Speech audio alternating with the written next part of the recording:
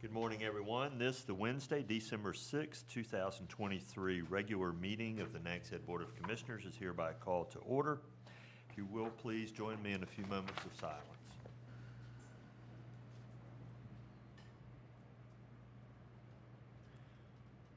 And now, as you're able, please rise and join me in the Pledge of Allegiance. I pledge allegiance to the flag of the United States of America, to the republic for which it stands, one nation, under God, indivisible, with liberty and justice for all.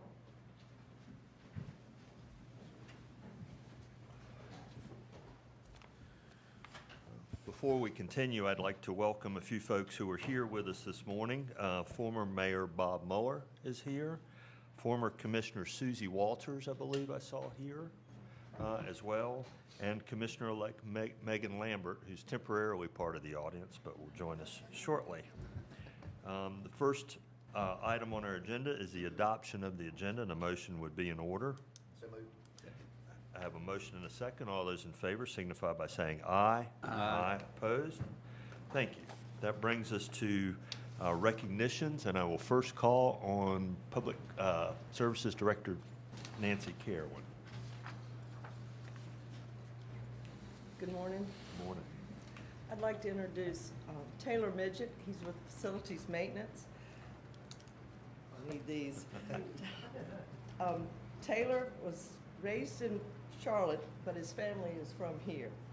He enjoys fishing and golfing in his spare time. He brings years of experience in landscaping to Facilities Maintenance, and he lives in Manio with his wife Celine, who's from Turkey. And he says he is grateful for the opportunity to join the Nags Head team. Taylor Midget.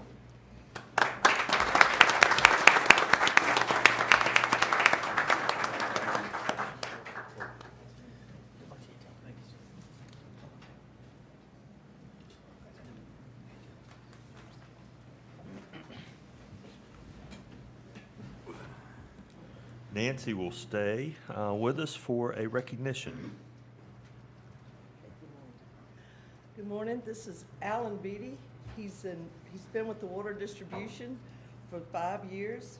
He has become a great asset to the town. He has obtained his B distribution license, his CDL, and his flagger certification.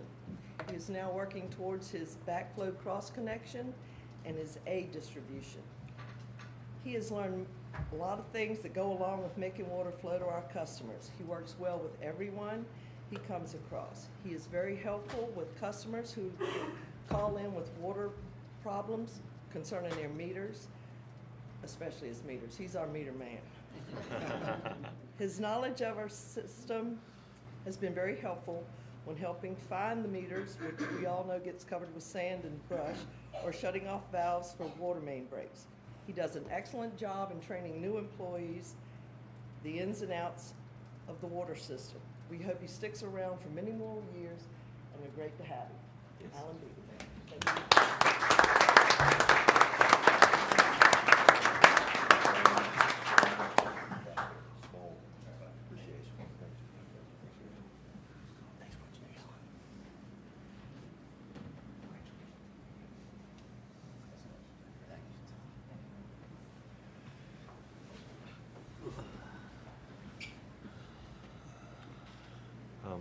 Next, I'll call on Chief Wells for a recognition. Good morning, Mayor and Commissioners. It is my distinct honor to introduce Lieutenant Trevor Tilley, a dedicated member of our Nags Head Fire Department. Trevor began his career in the town on November 19, 2018.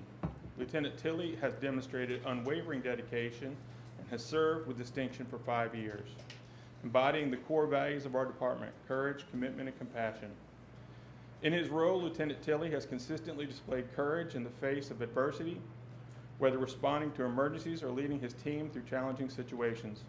His commitment to our community safety has been unwavering, evident in his tireless hours he's dedicated to his responsibility. Moreover, Lieutenant Tilley has shown compassion, understanding the human element in every situation, and approaching his duties with empathy. In addition to his outstanding service within the Nags Head Fire Department, Lieutenant Trevor Tilley is Not only a dedicated professional, but a devoted family man. For his past 2 years, he's been happily married with his wife Sasha, and together they share the joys of parenthood with their son Tucker. Beyond his immediate family, Lieutenant Tilley's commitment to firefighting runs deep in his blood.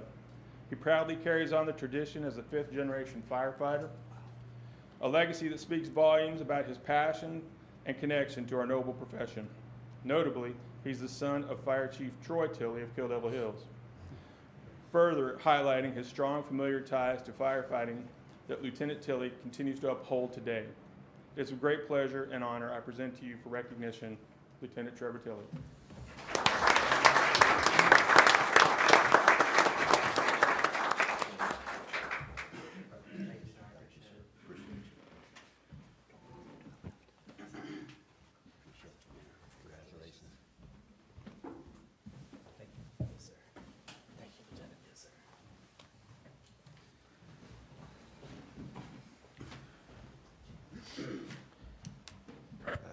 Hope Mr. Beatty and Mr. Tilley will stick around and watch this next part and think about staying around as long as this next person has. The next item on our agenda is the retirement of Town Clerk, Deputy Clerk Michelle Gray. Carolyn?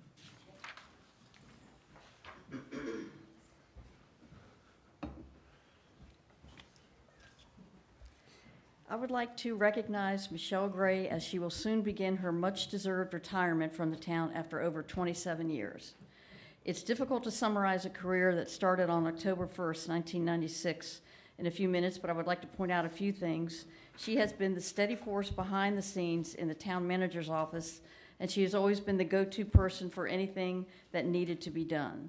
Over the years, she has created procedures for crowd gatherings, wedding website page, and park reservations. She responded to calls and emails during the initial beach nourishment project in 2011, coordinated the town's Festival of Thanksgiving, its 50th anniversary, and the first Soundside Event Site Carnival, processed taxicab, massage therapists, and board committee applications, acted as town clerk when I was out of the office, responded to a wide variety of phone calls and emails from the public, received an Employee of the Year award, worked with 6 different town managers and 20 different board members. And she's done all this and much more in a polite, friendly, and very professional manner. Michelle has been a joy to work with and will be greatly missed, especially by her West Wing co-workers. Michelle, your many contributions will not be forgotten. Enjoy your time in retirement.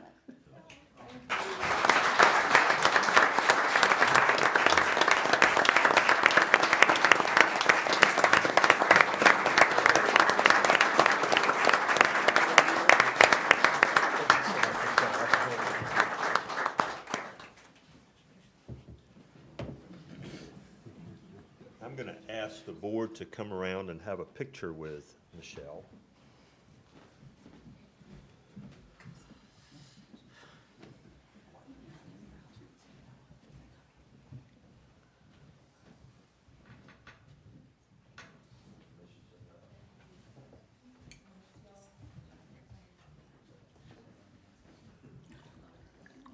We have a small plaque for Michelle, which is upon her retirement. Just a few words. Thanks for your many years of dedicated service. Thank you very much.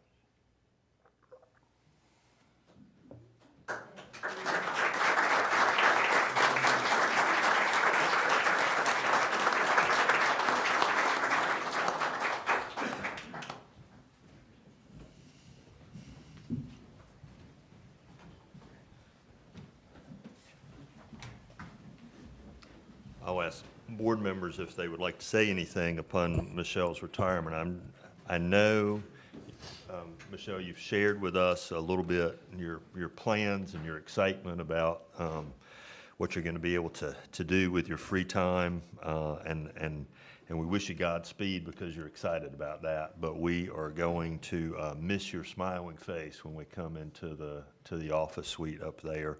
I can't imagine how much institutional knowledge is getting ready to leave the building, but hopefully you've passed some of that on, and we will be able to call on you from time to time in emergencies. Commissioner Sears. Well, I was going to save the embarrassment to have her speak until the end of the meeting. I would love to hear your recap of your best and worst Oh, experiences. wow. That's for another day. Okay. All right. Come It's next been a Friday. pleasure. Yeah. Been a pleasure. Congratulations, I think 6 different town managers, 20 different board members, you've seen a lot. And we appreciate you for your dedication and service, and you will certainly be missed. Thank you very much. Yeah, we are going to miss you.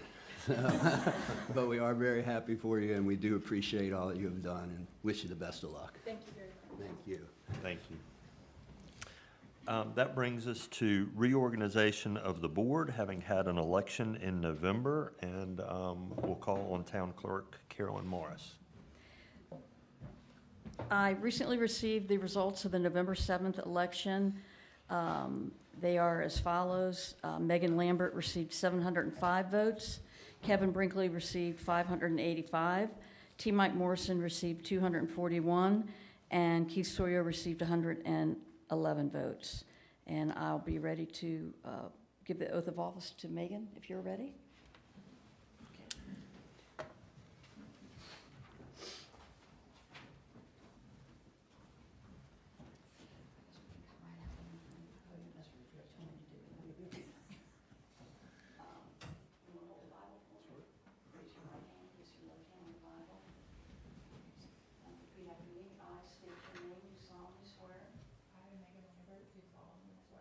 That I will support and maintain the Constitution and laws of the United States and the Constitution and laws of North Carolina, not inconsistent therewith, and that I will faithfully and impartially discharge the duties imposed upon me as Commissioner of the Town of Nags Head, according to law, so help me God. Congratulations. Kevin?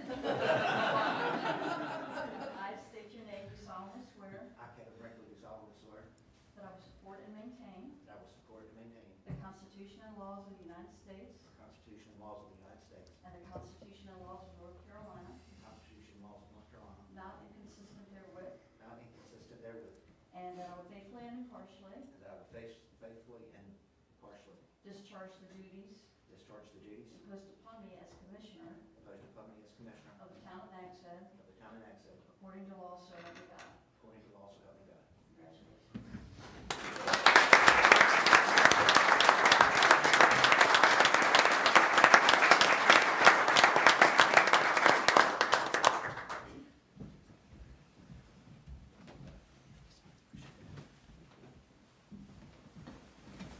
Commissioner Brinkley, welcome back to the board. Commissioner Lambert, welcome to the board. Before we take a short break, Commissioner Brinkley, you related how many times you've been sworn in by the town clerk this morning?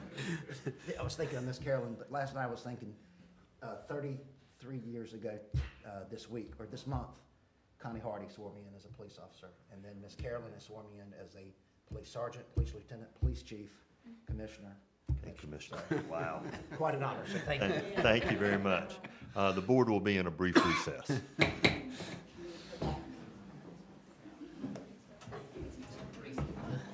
Glad to have you here.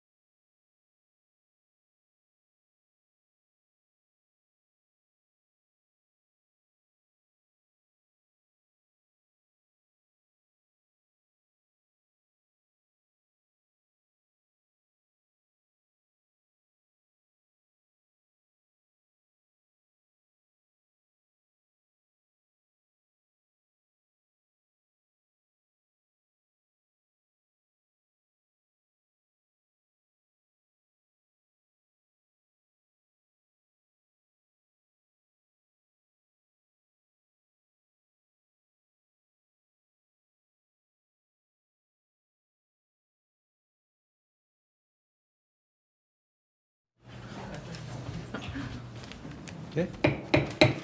The next item on our agenda is the selection of a mayor pro tem, and a motion would be in order. Mr. Mayor, I'd like to make a motion to nominate Mike Sears as Mayor Pro Tem. Okay, thank you. Is there a second? Second. We have a motion and a second to elect Commissioner Sears as Mayor Pro Tem. Is there any discussion? Hearing none, all in favor signify by saying aye. Aye. Aye. Opposed? Thank you, Commissioner Sears. Appreciate it. Appreciate it.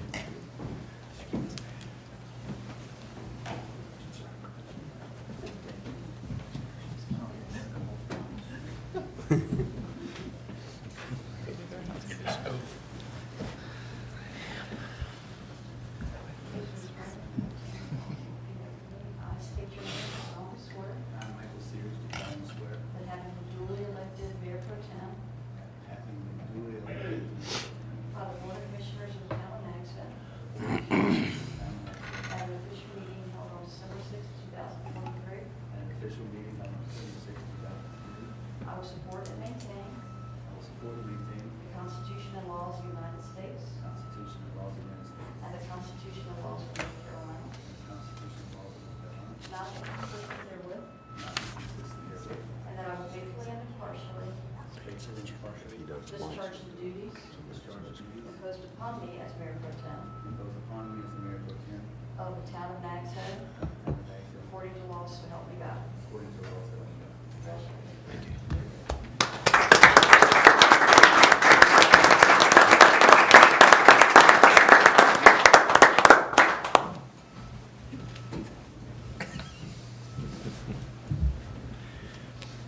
you, sir. The next item on our agenda is public comment, and I'll turn it over to Mr. Leidy. Thank you, Mr. Mayor. At this time, the board welcomes members of the public to provide comment to the board. This is not an opportunity for dialogue, and the board rarely responds to public comment. But anyone who wishes to provide comment on any matter of concern or interest should start by approaching the podium, starting by telling us who you are and where you live, and then addressing your remarks to the full board. Please note that we do have 3 public hearings on the agenda today, and if you're here to comment for one of those public hearings, you should reserve your comments until the actual public hearing itself. But for anyone else who wishes to provide public comment at this time, this is your opportunity. Anybody? Mr. Mayor, I see no one here for public comment, so we can close the public comment session. Thank you, sir. Appreciate that. The next item on our agenda is the consent agenda. Mr. Mayor, I'd like to make a change to the consent agenda by removing item 4 from the consent agenda. Okay, thank you. I believe, do we first vote on removing the item? Yes, sir. All right, then a motion, that we'll take that as a motion. Is there a second? There's a motion and a second to remove item 4. Any discussion? Oh, no, never mind.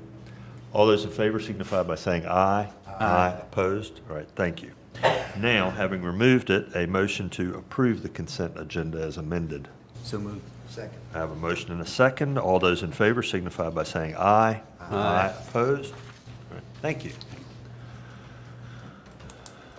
Does anybody want to speak to the removal of that item? I can real quick, Mayor. We talked about this with the board yesterday individually, and something we've gone back and looked at. We've decided to not re-enter a lease agreement for our computer equipment. So we may bring back a budget amendment at some point in order to purchase the equipment, but we decided not to pursue the lease agreement. Very good, thank you. That brings us to our public hearings, and I'll turn it back to Mr. Leidy.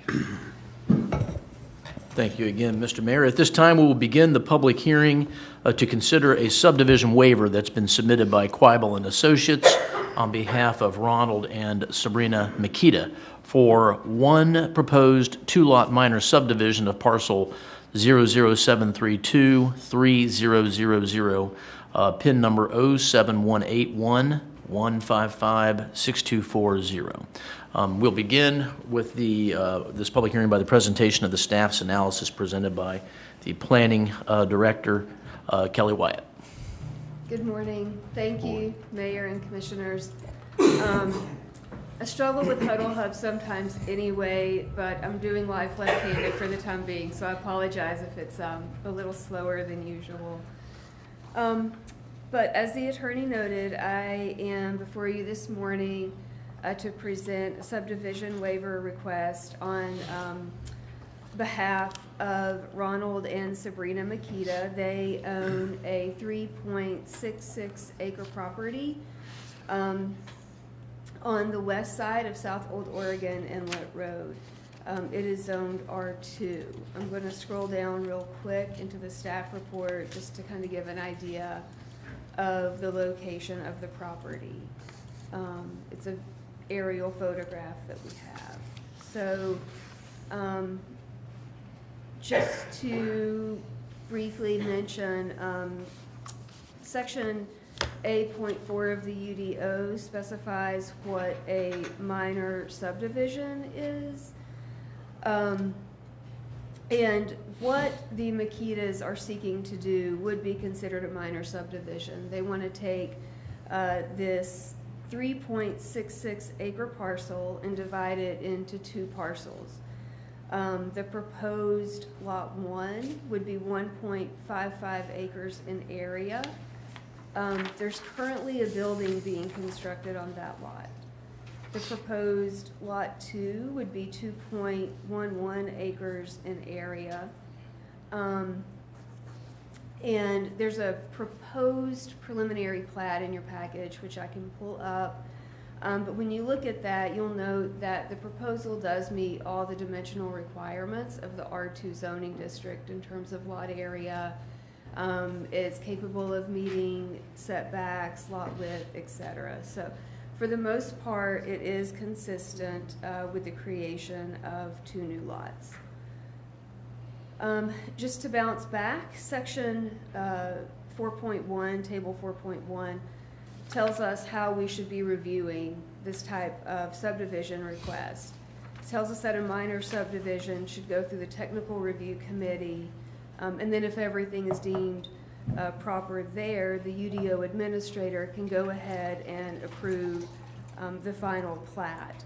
However, if there's any portion of the code that can't be met, that a waiver would have to be issued for, then it takes it through a different process. It essentially elevates it to a quasi-judicial process where it has to come before the planning board and the board of commissioners for consideration of a subdivision waiver. So Article 10 of the town code, it contains a section, it's section 10.47, that speaks to limiting access along certain roads, and specifically State Road 1243, which is South Old Oregon Inlet Road. It says access to State Road 1243 from any lot in a new residential subdivision of land or any recombination of existing residential lots is prohibited unless and except a variance or waiver is granted pursuant to this UDO. Access to any of the major streets shall be provided by another existing improved public street accepted for maintenance by the town, or a local access street, collector, or environmental street in a subdivision or access easement shown on a subdivision plat approved by the Board of Commissioners, provided, however, that maintenance and replacement of access ways is approved by the town attorney. So to go ahead and develop Lot 2, it would require that they install a separate driveway onto South Old Oregon Inlet Road, which that's the reason that we're here today requesting this waiver. The justification for the waiver is that the majority of this lot, this 3.66 acre lot, is considered to be wetlands. There's 2 primary pockets of uplands. The first pocket of upland, that's where the existing construction is occurring. There's another pocket of uplands, which is where, if this subdivision waiver is granted, they would like to pursue getting permits for a second home on that property. In order to have the most minimal effect on disrupting those wetlands, it would actually be easier for them to install a standalone second driveway as opposed to trying to come in with a shared driveway. In your packet, I've outlined the procedures for granting waivers. And I have included some notes about the procedural requirements and considerations for preliminary plats, going through the preliminary sketch phase, what should be shown on your preliminary plat as well. So at this time, I'm just going to scroll down quickly, hopefully, to the proposed preliminary plat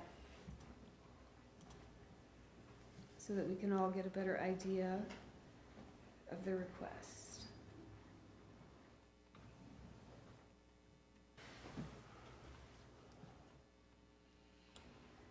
Okay, so this is the proposal on the screen. This would be the proposed Lot 1. You have over 26,000 square feet of uplands on the proposed Lot 1. So that would still meet all the requirements of the R2 zoning designation. And then Lot 2 would be this L-shaped lot here. You have just a little bit over 25,000 square feet of uplands on the proposed Lot 2. So that meets the requirements as well for the R2 zoning district standards. You can see the uplands here. Again, there's an existing home being constructed there. You can see some uplands here, which if approved, it's my understanding the applicants would like to develop a home there as well. Scrolling through the packet, there's additional information from Army Corps of Engineers on their evaluation and issuance of fill permits. The last thing that I wanted to show the board and the audience is this wastewater feasibility sketch. So this is not relevant to the subdivision request necessarily or the waiver, but it does give you a visualization of what would occur should the subdivision waiver be granted and they can move forward. As you can see, this is the reason for the waiver request here. They're going to need a driveway cut onto South Old Oregon Inlet Road to come back here to develop this home. It's notable that septic would need to be pumped over to this other pocket of uplands on the north side of the property, but included in your packet is communication from Dare County Health Department that this would be suitable. And again, should they move forward and be able to actually develop this structure, Dare County Health Department would obviously be required.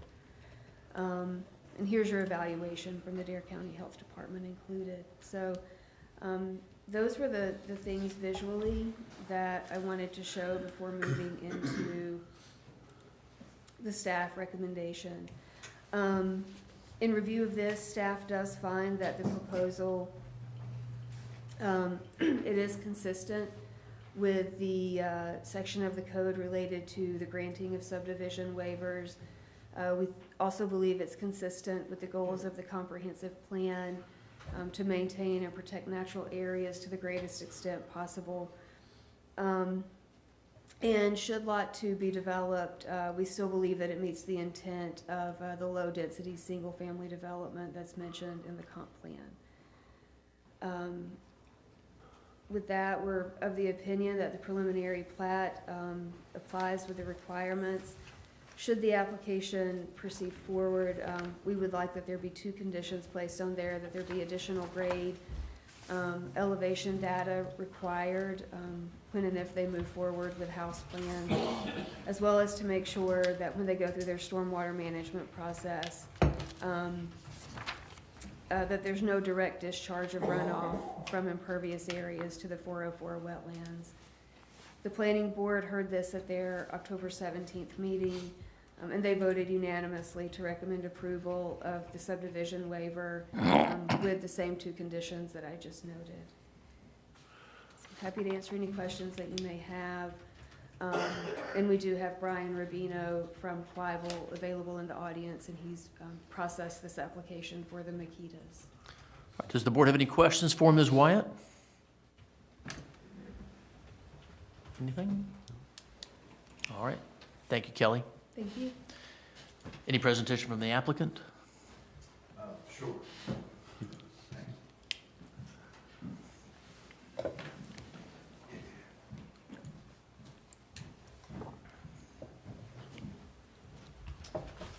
Hey, thank you. I'm Brian Rubino with Quival and Associates. I think Kelly did a real good job of summarizing exactly what we've done so far and what we're trying to accomplish. Just want to be available to answer any questions for the project. The Makitas, just for your information on the new Lot 2, they've communicated to me that that's going to be their permanent residence. They live out of town. They ultimately want to retire and move here, so they want to do a 2 to 3 bedroom house on Lot 2, and then Lot 1, where they're building a home now, they want to have the ability to either sell that at some point in time or just use that as a rental. They have a couple other rental homes in town, so just wanted to give that a little bit of additional information and available to answer any questions. Thank you. Are there any questions for Mr. Rubino? All right. Anything further, Mr. Rubino? No, thanks. All right, thank you. All right. Does any member of the public wish to comment on this proposed subdivision waiver request? Does the board wish to receive any other information regarding this matter before you begin your deliberations? All right, if not, we will conclude the public hearing at this time, and the board may begin its deliberations on this proposed request. For the purpose of discussion, I would ask if anybody is ready to offer a motion. I'd like to make a motion that we approve as presented, including the 2 conditions recommended by staff, Okay, right. as outlined in the memo. Thank you. Is there a second? Second. I have a motion and a second. Is there any discussion? Seems like a reasonable solution to kind of a unique challenge. Pretty well put and, together. You know, a case of where rigorous application of the ordinance would not be really beneficial. Having a motion and a second and hearing no further discussion, then all of those in favor signify by saying aye. Aye. Opposed? Good. Thank you. Mr. Leidy, you continue. Item 2. All right.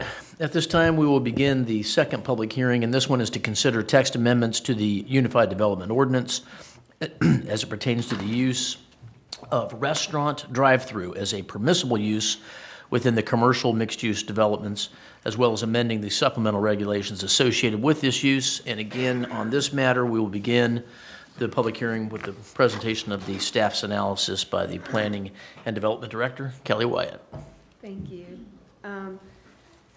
As noted, this is a text amendment request to the UDO as it relates to drive-through restaurants. The request is being made by Outlets Nags Head to include the use of restaurant drive-through as a permissible use within commercial mixed-use developments, and to amend the supplemental regulations that are associated with drive-through restaurants. Section 7.32 of the UDO specifies the uses that are allowed to be within a commercial mixed-use development. And those types of developments include accessory residential, group development, mixed-use development, multiple principal uses, group development, and shopping centers.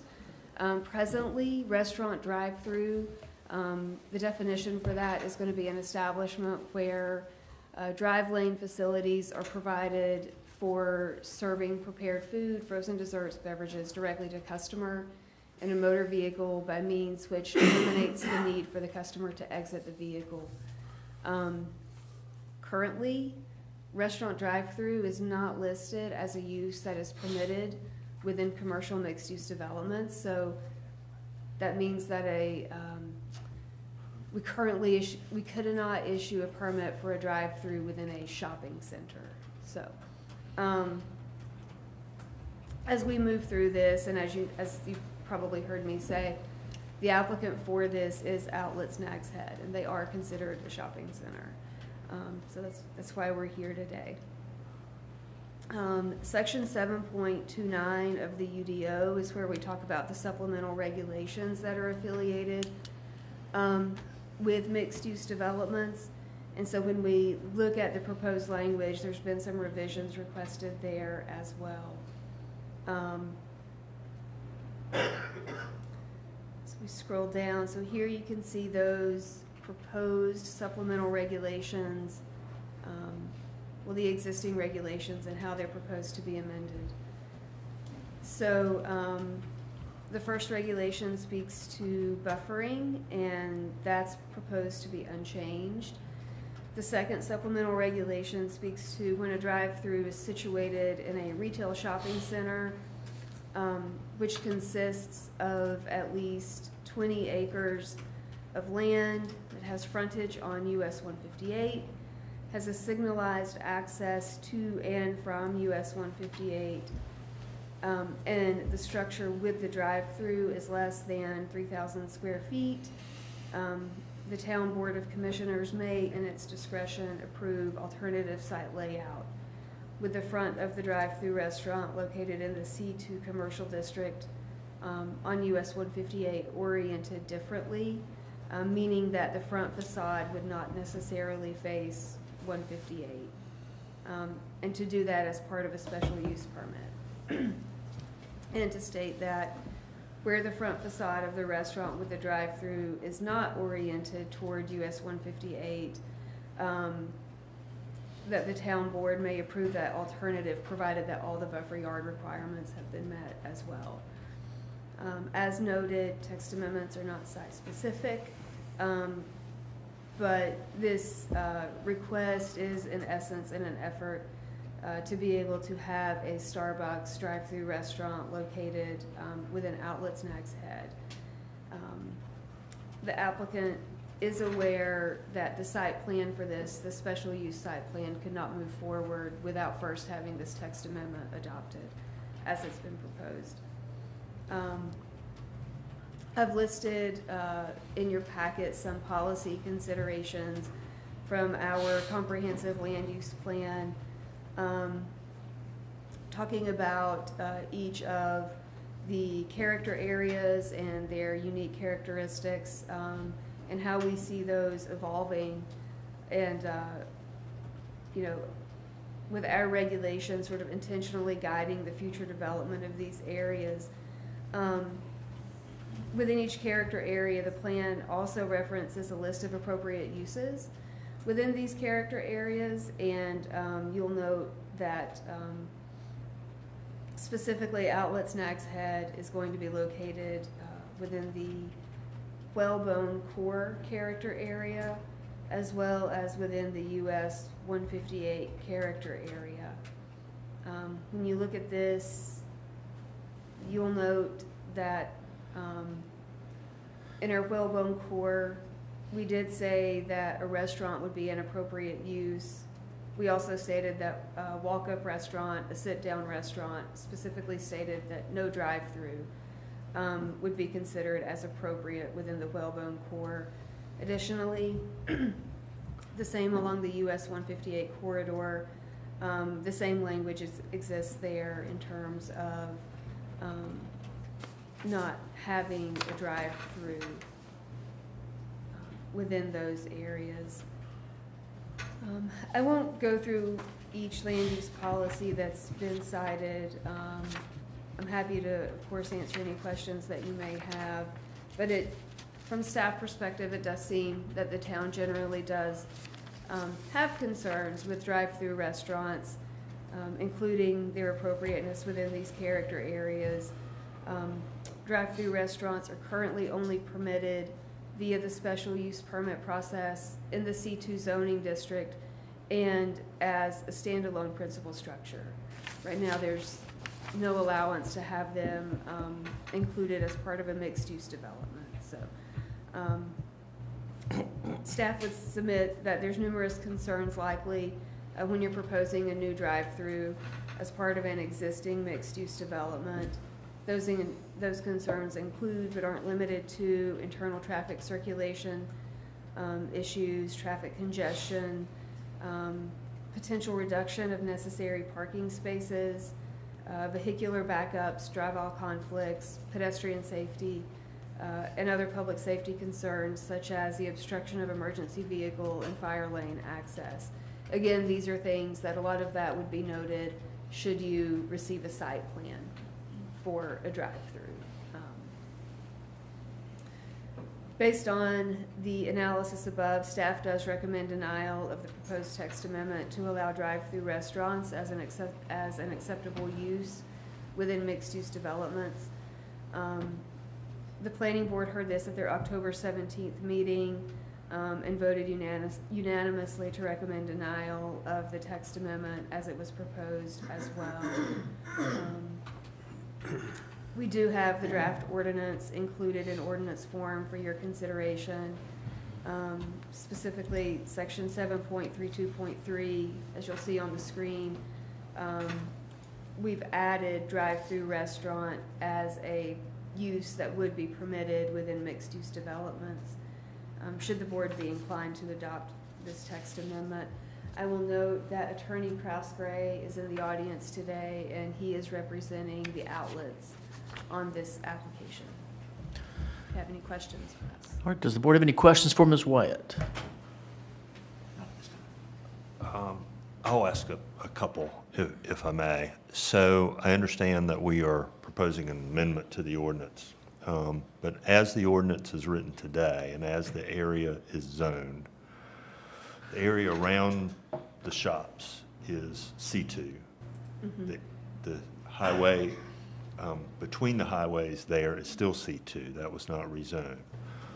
So if the applicant were seeking to put a drive-through restaurant on a green lot across 158 or on the racetrack adjacent to the shopping center, they wouldn't need this text amendment. They would just need a site plan. That's correct. The other question is, as I'm looking at the list of permitted uses, we don't currently permit a drive-through restaurant in shopping centers. But the same applicants could put a indoor fitness gym in the parking lot under the current ordinance Correct. So as a use. yes, all of the uses that are up there are currently permitted in Right. mixed-use developments. Including microbreweries and all the other forms of restaurant. Okay, thank you. Yes. No other questions from? Anything further, Kelly? No, sir. All right, thank you, ma'am. I got a question. Oh, I'm sorry. Yes. Fine. Mayor Pro Tem. Kelly, Wellbone Core, does that include the location there just south of San Manome's in that intersection? Where there is currently drive-through restaurants? Correct. So that's, I believe you're talking about the Taco Bell KFC. Is that correct?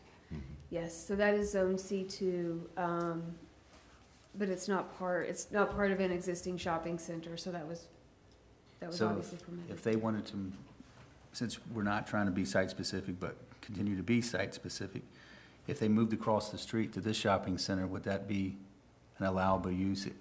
Under this, it wouldn't be, but if we made this shopping centers or mixed use to have drive-through restaurants, then that would be a site that could have a drive-through?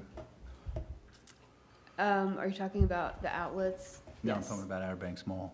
Oh, Outer Banks Mall, yes. Outer Banks Mall is considered a mixed-use development as well. All right, and at one time, they had a Hardee's with a drive-through, but yet at the same time, our new UDO changed that, so that removed it after that point, correct? Yeah, I mean, and to be honest, similarly with Dunkin' Donuts, that's an existing mixed-use development that has a drive-through. That has a drive-through. So if we don't go site-specific and say in a shopping center where parking would not be restricted or change the conformity of that existing shopping center and allowed it, what would be the guidelines to receive or to be able to make that application in the future? Would there be another process after the fact?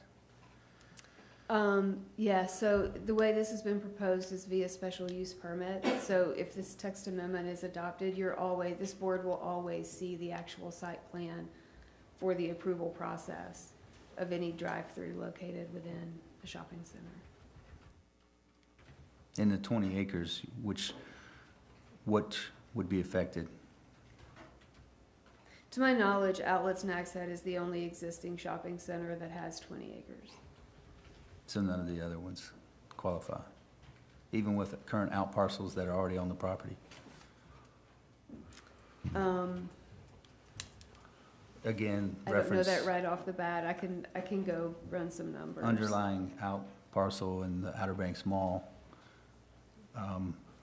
Starbucks could move there in that location. It's already set up for a restaurant, but just can't have it. So you're restricting it to 20 acres, even though we had a drive-through there previously. We can't have another drive-through there? The way the UDO is currently written, we could not. Okay. But this text amendment would essentially amend how that's viewed. This text amendment would now allow drive-through restaurants within existing mixed-use developments. However, if there was a interest in allowing them on properties with less than 20 acres, we would also need to consider revising the supplemental, the proposal to the supplemental regs. Thank you. Any other questions for Ms. Wyatt? Anything further, Kelly? No, sir. All right, thank you very much. At this time, would the applicant like to make a presentation? If I might. Yes, sir.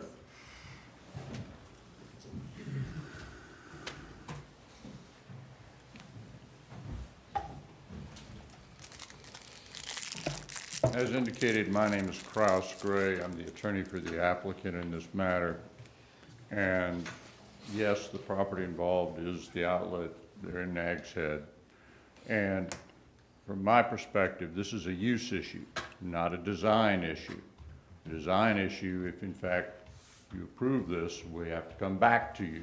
But this is what can be done in this particular property. And yes, we've disclosed all along, being transparent, that this is, we want to put a Starbucks in there, and Starbucks wants a drive-through. Just that simple.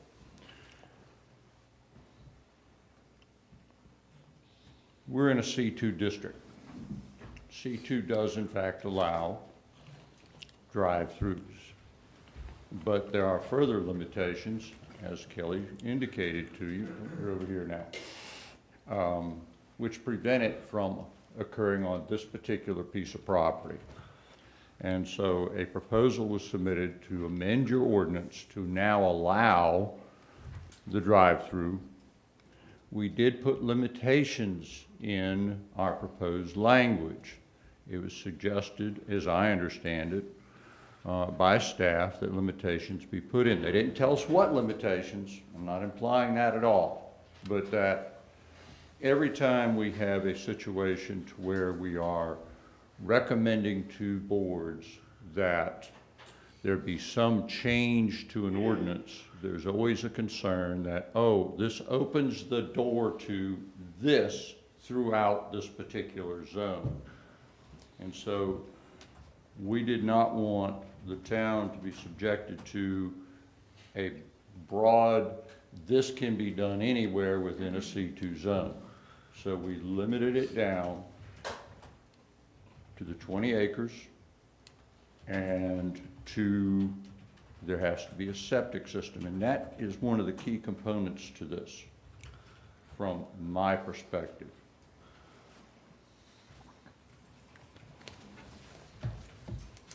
I don't want to get into the development issues, the design issues. That's for a later day. That's where, if you approve this, we've got to come back because it's a special use permit. And this board has ad nauseum dealt with special use permits. You know that you've got to look at the design. Staff has indicated through the fire department and the police department some concerns, the initial design. And because of that, Substantial changes have been made into that initial design, but we've not submitted those yet because there's no point at this stage until we know whether in fact we can even do this in your particular town.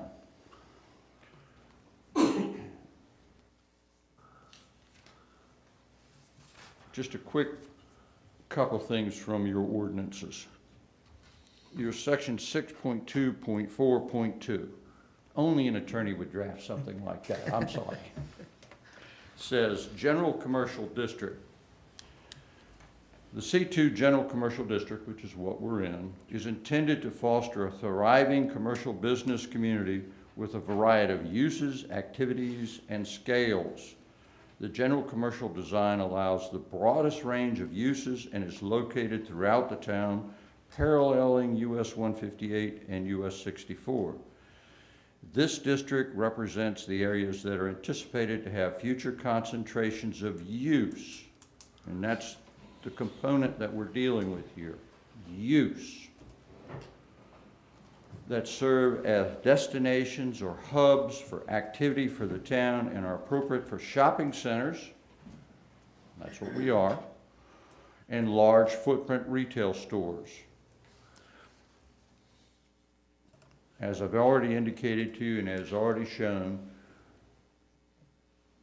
we're not suggesting that this language that we proposed has to be the language for the limitations.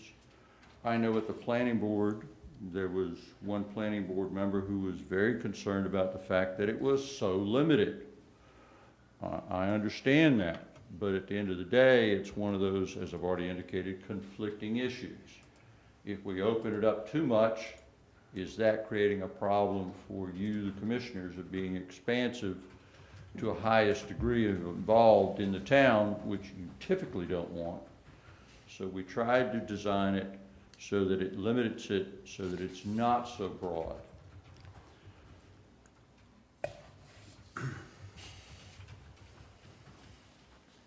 I want to read a couple of your land use plan issues. And forgive me, I didn't bring my glasses. LU5, promote contiguous and cohesive nodes of commercial development of appropriate size and massing for the surrounding area. Again, we're a shopping center. We acknowledge that, agree with that. That's what it is. And as such, as set forth in your C2 and in your land use, that's the type of area where you want to have a concentration of things.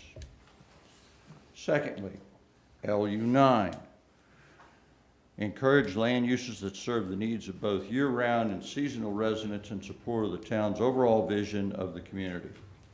I submit to you that wanting coffee in the mornings is universal.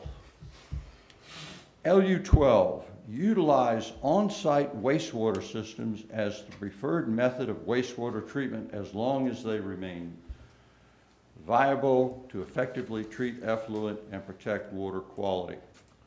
This particular development, shopping center, has just that, its own plant, if you want to call it that, to service all the buildings. So by adding this particular product there, we're not putting a new septic tank in the ground in some other location. We're treating it the way it should be. All of those land use plan issues give rise to saying that this is a good thing for the town. I recommend to you that you approve this. It is in the public interest. If you are dissatisfied with the type of limitations we've put in our proposed ordinance change, certainly you are available to change those should you wish to do so. We're not trying to prevent others from doing it. In all candor, we're trying to prevent it, to make it so that we can do it. Others, if the town wants them to have that ability, is fine.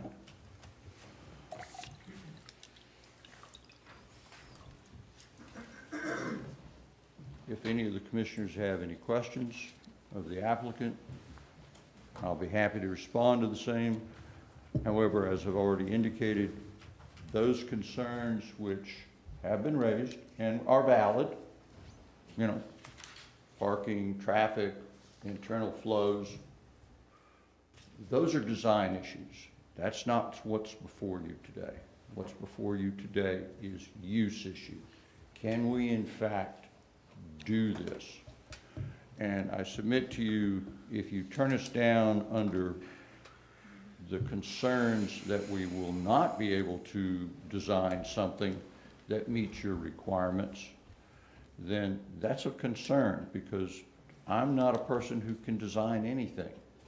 That's what we hire the experts to do, and if they can't design something that meets all of your staff's concerns, and you, the board's concerns, because remember, it comes right back to you, we don't get it. Again, I'll answer any questions that the board may have. All right, does the board have any questions for Mr. Gray?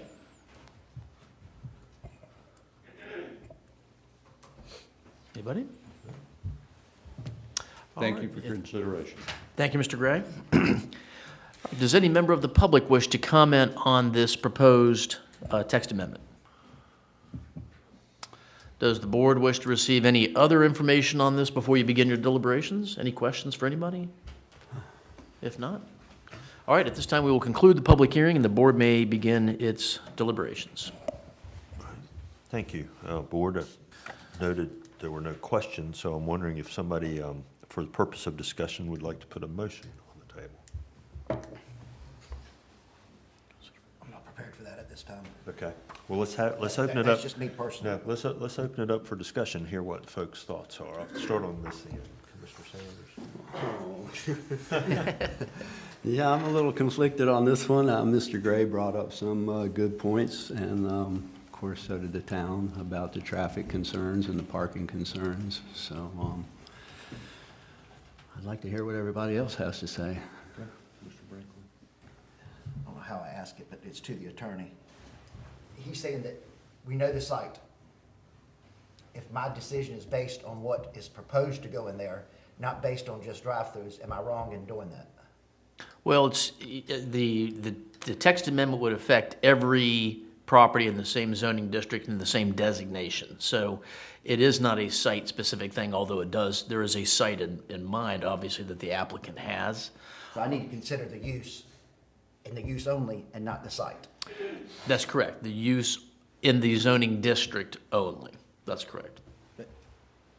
There could be, for all we know, there could be other locations for which this could be appropriate or that could apply. And that's the concern that I have, because I've got no issues with drive-throughs in other areas for the use. I do have issues and concerns with the site, which if you're telling me I can't consider that, if it's approved, they'll come back. Well, again, you should not consider it as a site-specific thing because it's a legislative thing. But in addition to that, for the board to adopt this, remember that you also have to find that you have to make a consistency finding, that the text amendment would be consistent with your land use plan. And Ms. Wyatt provided information from her and from the planning board as to why they felt that was not the case. So that's something that you'd have to be prepared to make a finding on in order to adopt. Then wouldn't the verbiage of restricting it to 20 acres or greater eliminate and make it a site-specific because there's no other 20-acre? No, it's still not site-specific, even if there's only one place in town that meets that criteria. It's not a site-specific thing because it is a text amendment of general application to everything within the same zoning district. So even if there's only one in the area, it might make it specific to one location, but it's a zoning ordinance of general application.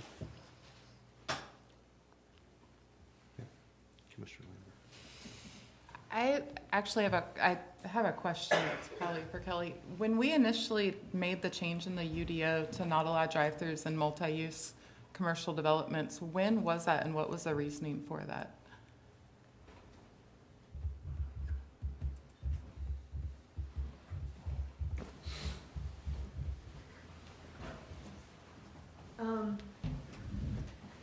I believe that was obviously a conversation that was had as we were developing the UDO.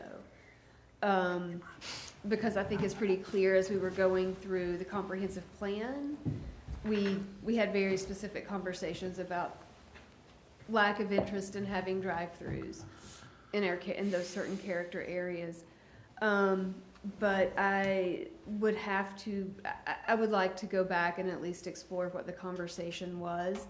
I think in these instances, design and traffic concerns and issues were primarily the reasons we did not do that. But I would need to go back and double check. That's fine.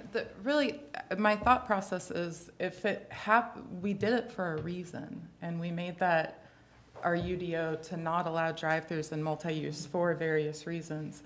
I'm wary, and I have a lot of concerns with changing that to make it so that this business can go into this site. I think it was there for a reason. Your actual 2.8.2.a is you can't have drive-throughs in any of these areas, and it doesn't state in that it doesn't state in there just in mixed use. It says you can't have a drive-through in US 158, US 64, NC 12, or SR 120, 1243. Well, and I think that's for a reason, and I don't think we should. What you'll see with the UDO is a lot of things got erased and deleted and moved around from the original land use plan that we have fought for the last 6 years that I've been on this board to correct. Do you think this is something that needs to be corrected? I think it's something, as Ms. Wyatt pointed out, needs to be dealt with a little further because, you know, the old mayor may have more insight on this than any of the 5 parties sitting up here. Well, I'll offer some insight, having sat through years of meetings of developing the UDO. And I think that's what brings us to this conflict to some degree. Town of Nags Head does not like drive-throughs. Every time we ever have a conversation about what uses we like and don't like in Nags Head, drive-throughs come up as one thing that we wish we didn't have. But we've never dealt directly with that question of saying, let's outlaw drive-throughs. Let's let the ones that are here be non-conforming. Let's get rid of drive-throughs entirely. So when you're sitting there and you put up a piece of paper and you say, okay, let's talk about shopping centers. What uses are we going to permit in there? Drive-throughs aren't going to make the cut because we don't like them. So we're not going to add them to any list of anything that we're creating afresh. And so that was sort of the process. Okay, now we're talking about mixed use. What are we going to let in there? And we start talking about uses, and drive-throughs being the black sheep always get cut. So, you know, having not dealt with that directly, where, you know, they're permitted. So the conflict for me is, okay, they are permitted today. And so let me deal with that context. You know, I'm not taking a vote to take that off the table. It's on the table. It's permitted in the C2 zone. They're permitted in the C2 zone as standalones. So the same applicant could go to, there's a vacant lot full of trees across the street. They could go to that lot and build a Starbucks or any other drive-through. They could buy the go-kart track immediately adjacent to the shopping center and build a drive-through restaurant. They can build it, and that's all in conflict with the Whalebone District, but they can build it anywhere but in the shopping center. And it's, to me, that's odd. You know, if you're going to permit it, you know, I mean, you can look at this 2 ways. I mean, you can look at it. I'm a person who, when we're having those discussions, I'm a favor of development in nodes. In other words, concentrating development in, you know, around intersections and places that are walkable, where you know you can get to multiple uses without having to drive out on the highway and go to another drive and make a turn. You know, let's put them, you know, wherever we can. Let's concentrate that development there. So that's a positive way of looking at it, is you know, we already have a development there. Again, not looking at a site plan, not weighing whether parking works or anything else. Let's concentrate it. The other way of looking at it is to say, I don't like shopping centers, they're a blight on the environment. I don't like drive-through restaurants, they're a blight on the environment. If you permit both of them, let's put them in the same bag. you know, and just considering the use without any other consideration about curb cuts, lights, parking, anything else. I can't find a reason to exclude a use that's permitted all around it from being in the middle of it.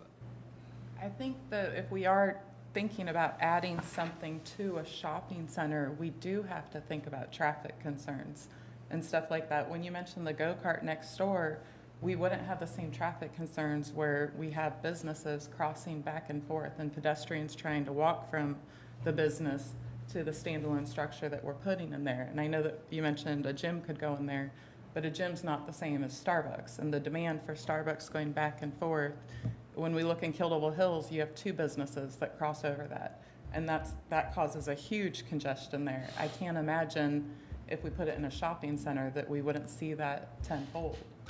But if you put it in the shopping center, that's one design by one owner where they have to resolve it within their own context. If you put it on a lot across the street or adjacent, that's another curb cut without a signalized intersection. So that traffic is, to me, a balancing factor. You know, that you're either dealing with traffic internally or you're dealing with traffic externally. I'd rather make the applicant deal with the traffic internally than, all things being equal, make it easier to do a new curb cut than to put it in a place that already has access.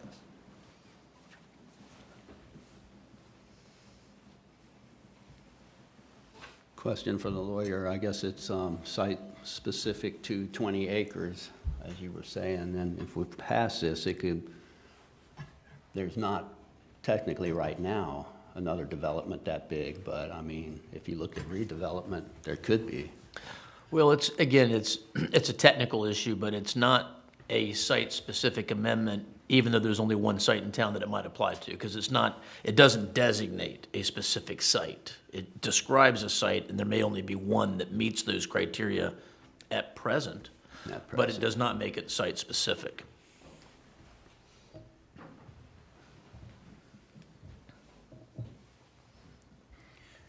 I make a motion, we table this under multiple conditions that have been mentioned, so the planning board can work those out, bring it back to us in January or February.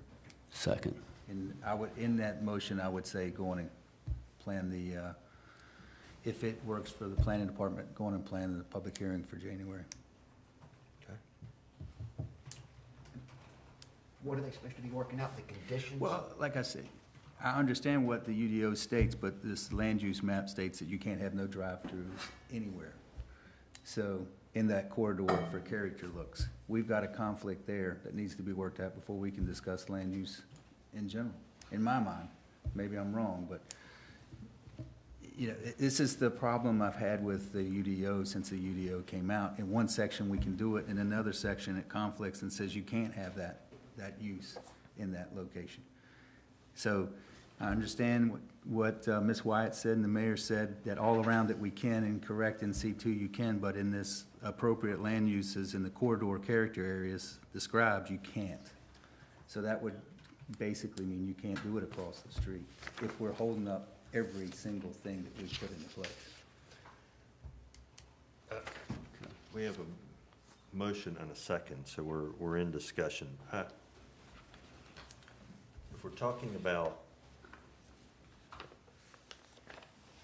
and I understand, because of the specific listing, you're in a conflict with the land use plan.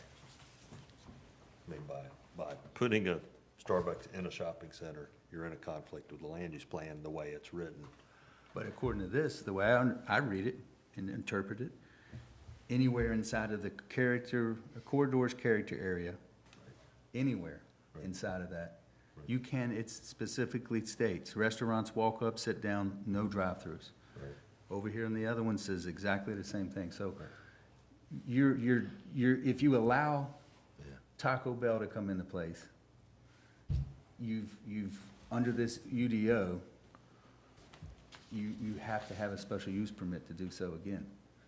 Because it's not, nowhere in there can it legally be done now. That's non-conforming based on this UDO, in my mind. If I'm wrong, Andy or Kelly or the attorney can correct me, and I wish they would, but the way I read that, we got a conflict. Yeah.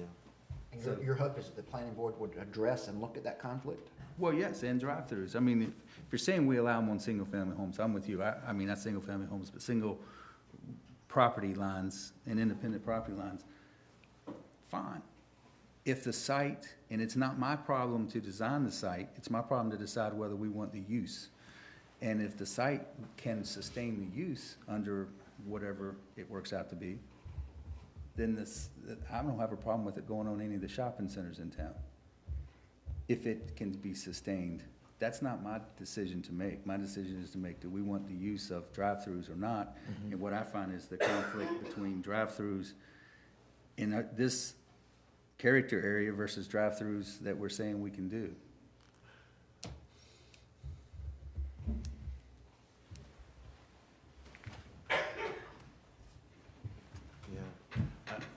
I'm not sure what they're gonna recommend, but, other than a change of the land use plan. Or no change in the land use plan. I'm sorry. Or they could recommend no change in the land use plan. I'll support the motion just to give them a chance to look at it. But again, if I'm looking at just overall and I can't look at the site, I mean, I'll move forward. Because like I said, I don't have any problems with drive-throughs in certain areas. My concern is drive-through there. But again, I can't look at that according to the attorney. I've only got to look at the use. Are you concerned with drive-throughs in shopping centers? At Outer Banks anywhere? Mall? No.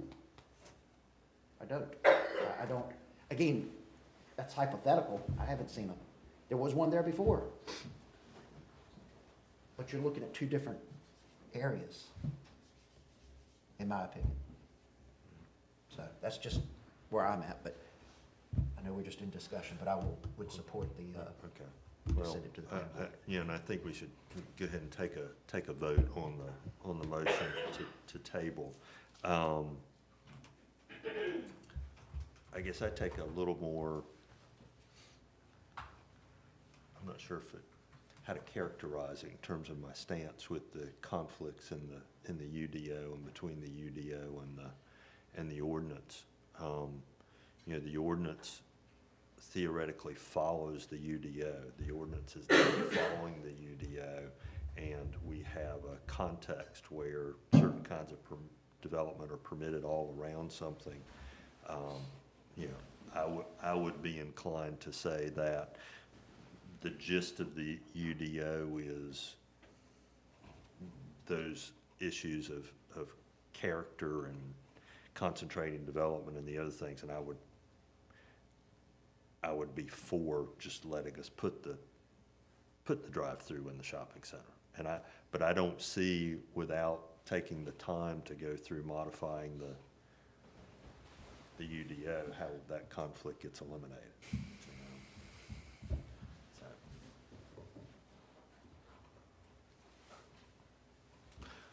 All right, so we have a motion and a second to table to January and to send this back to the planning board to see if they can resolve this conflict. Any further discussion? One other question for the manager. Would that be possible? I think Mayor Pro Tem suggested we go ahead and set the public hearing. If it's possible. If it's possible. And I guess we would have to make sure we meet the advertising requirements for the public hearing, which I guess we could do. So. I guess I figured we could meet the advertising requirements, but does it give them enough time to get it on the planning board agenda and for them to prepare? That's really a question for Kelly.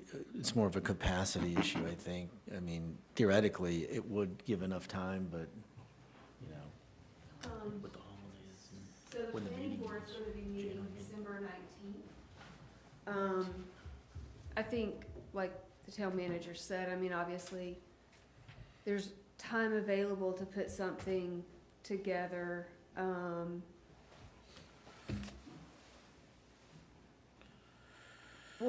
We'll get something before the planning board.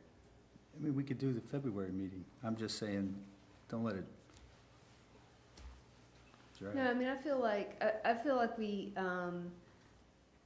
we'll be able to at least have a conversation at the planning board level. And the hope would be to have a recommendation back to you, but if we don't come to that consensus, then, we'll obviously let you know, and perhaps we can bump the public hearing back until February. We'll do our very best. Okay. Anything further? All right, so this is on a motion to table. All of those in favor signify by saying aye. Aye. All opposed, nay, nay. For me, please. All right, thank you. John, that brings us to item 3, please. All right, so this is our third public hearing, and at this time, we will begin the public hearing to consider text amendments to the UDO as it relates to jewelry shops and acceptable accessory uses within them.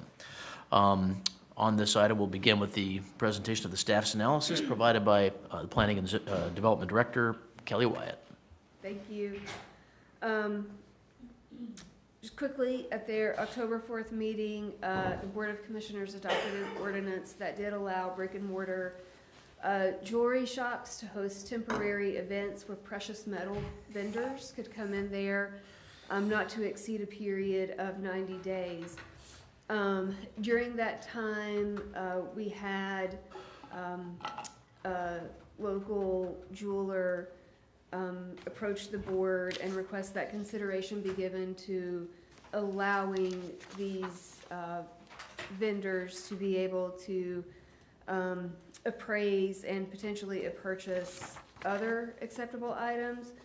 And staff was directed to explore what that would look like in terms of drafting an ordinance. So when we did that, we saw that Article 45, which we've talked about a lot from the general statutes, Section 66, it lists various types of business transactions that are related to essentially purchasing second-hand goods from the public. And based upon the definition in Article 45, going beyond the parameters of precious metals, you're now looking at what it calls a currency converter or a cash converter.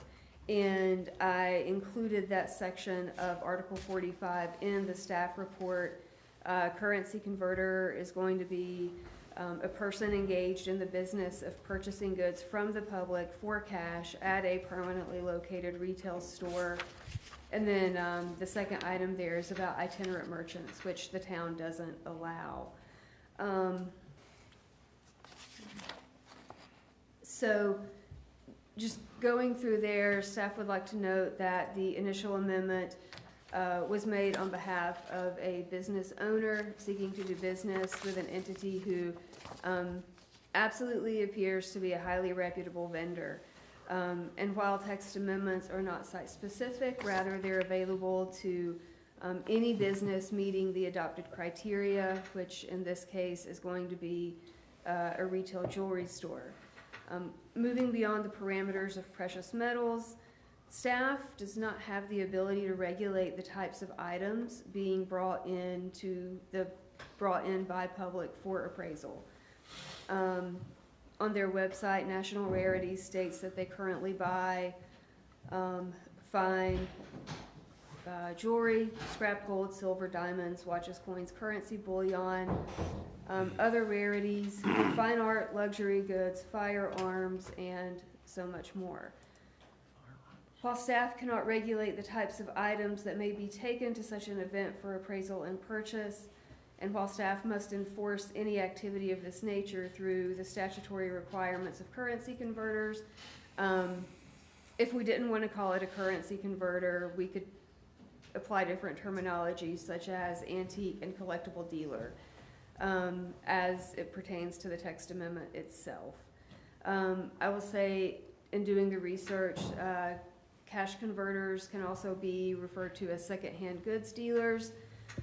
There are some differences, as we talked about last time with pawn shops.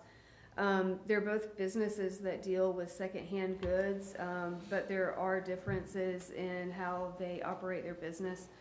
Primarily, a pawn shop is going to provide a collateralized loan, taking temporary ownership of the item and holding it until the customer pays that loan back, whereas what National Rarities is going to do and what any secondhand dealer or cash converter is going to do is just appraise the item and offer cash on the spot and not deal with any type of loan scenario. Staff has provided a draft ordinance for your consideration, and we did just highlight the changes in yellow because there's been a couple different iterations of this.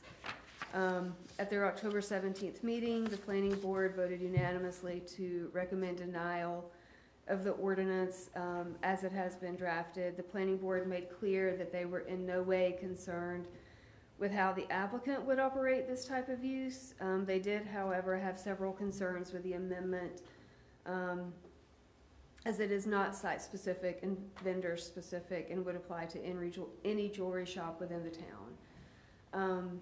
It was consensus of the planning board that should the Board of Commissioners be inclined to adopt the text amendment, that consideration be given to that 90-day limitation of operation of this type of business.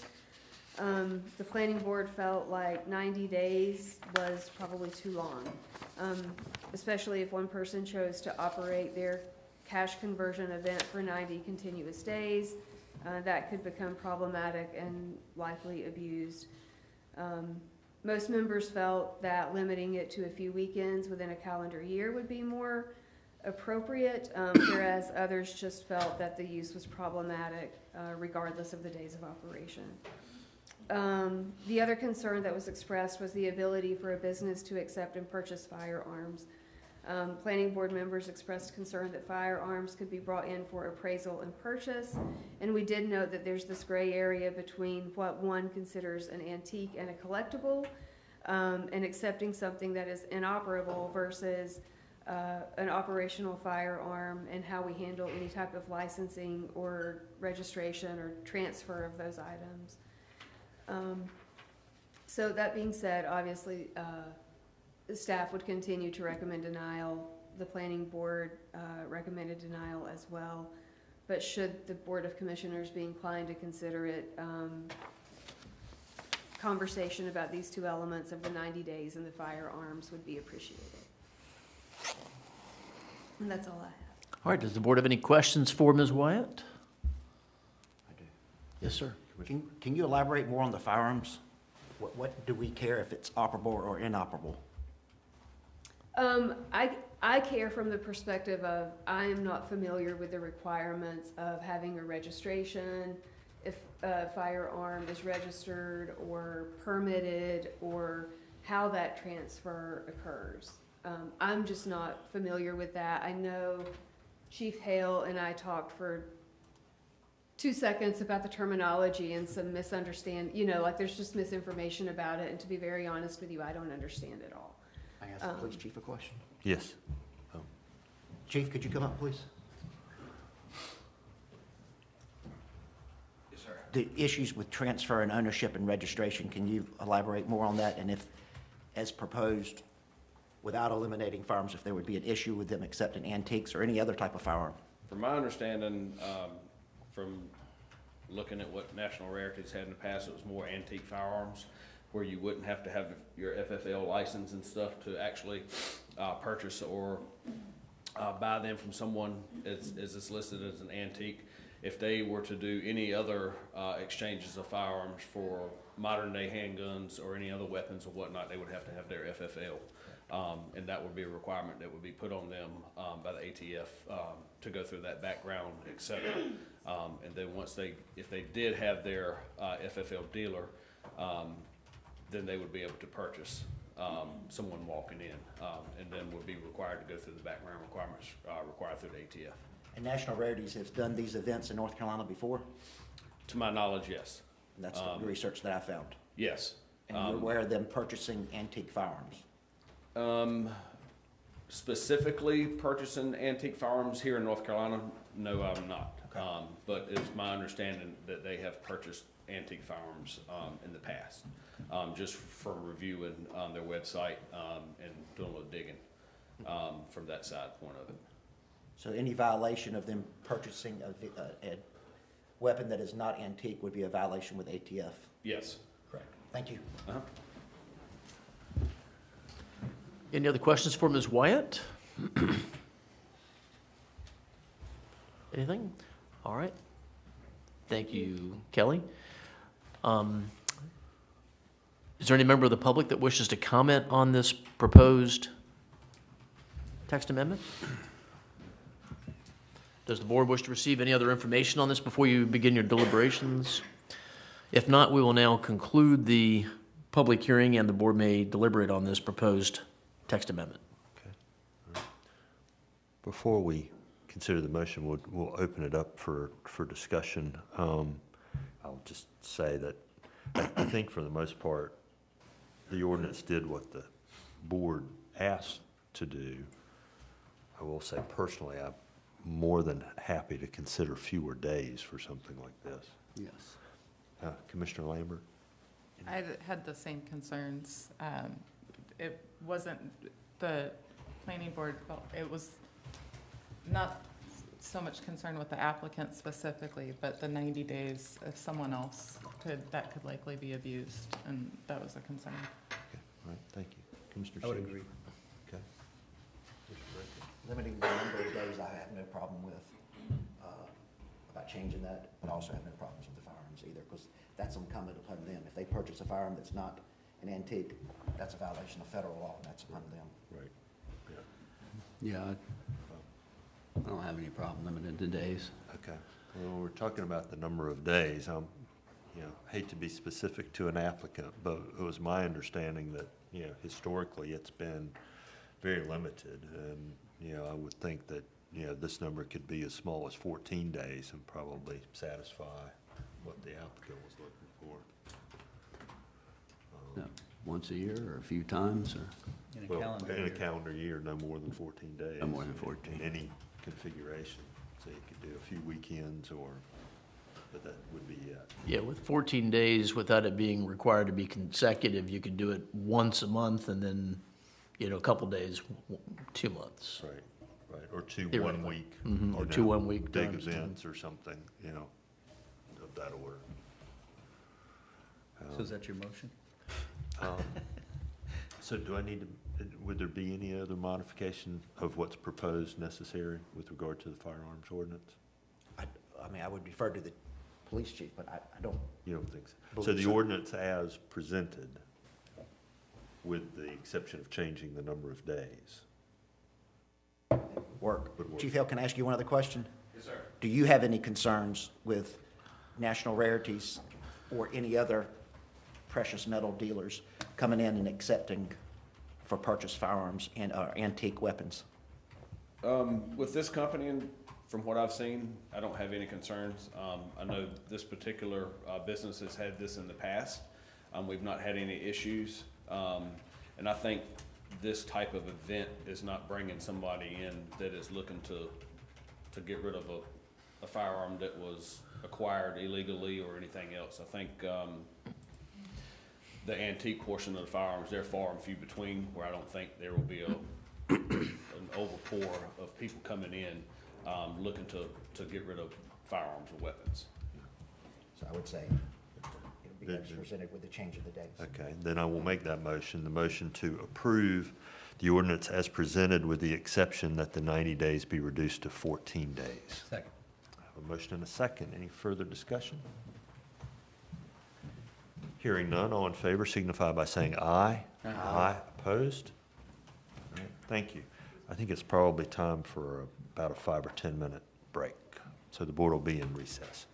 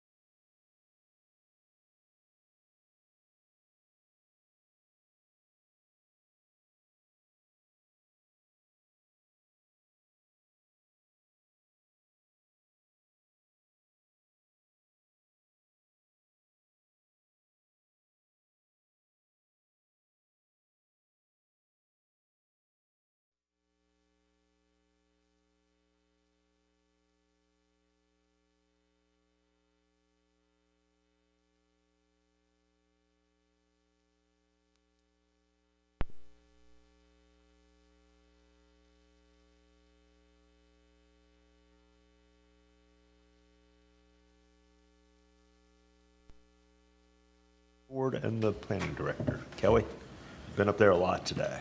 Yeah, this one will be quick though, so. Famous last ordinance. Our first item, we just have noted the relevant, oh no. I might need you to take over my computer. I can do it. The first thing we had there was just the relevant meetings that the planning board had attended through the month of November. The planning department rather. The planning board met on November 21st. We primarily focused on the discussion around multifamily development. We got the ordinances provided to Attorney Leidy and Attorney Hobbs. They've provided some good feedback on this, so we're very hopeful that once we get this to the planning board December 19th, we'll be close to wrapping it up and getting that back to the Board of Commissioners. As we've said, the planning board does meet December 19th. We're going to try to wrap up that multifamily. We did want to continue the conversation on discouraging or prohibiting people from parking on their septic areas and drain fields. We will be having the conversation on drive-through restaurants and any conflicts between the UDO and the comp plan. Additionally, one thing that has come in that wasn't included in your packet was a text amendment request that we consider amending our current UDO to explore allowing what they are calling legacy hotels and motels to allow the rental of some units on a long-term basis. The way the ordinance is currently written, those are for transient use only.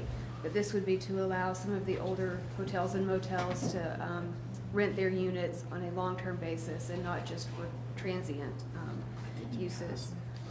So the December 19th planning board meeting will be kind of a big one. Provided some information about the decentralized wastewater management plan and the septic health committee. Most of that, I believe, town manager Garman's going to also go over with regard to the newest rules from the Dare County Health Department going into effect in January. So I won't belabor that too much. Our Deputy Planning Director, Joe Costello, has been working really hard on the EV action plan and getting Low Wire, the electrician Daniel Parsons, and the Evo charge to make sure that using this combination will meet all the requirements for air grants. So we're hopeful to get that kicked off really soon. Sand relocation, dune management is going well. We've allocated about $130,000 of what had been allocated to us, and we've received 47 sand relocation applications. Of those 47, we have about 37 active sites out there right now doing sand relocation. We have an update on our permit turnaround, which is still doing well. And I appreciate all staff, all of our planning staff for keeping those numbers where they're at. And then just an update on the Dowdy Park Farmers Market. There's a lot in the staff report. One thing I did want to note is that when we had our evening holiday market, which was from 4 p.m. to 7 p.m., our event coordinator page just wanted to make sure that I was aware the number of locals that were attending and the number of locals that were so very appreciative for us having a market in the evening. And so it may be that next season you hear us coming back with an idea to have more evening markets that will be more suitable for our locals to attend. So we'll sort that out. But we have a candy cane hunt coming up on December 14th at 4:45. And then we have our holiday decorating contest, which is ongoing. Entries are due by December 12th.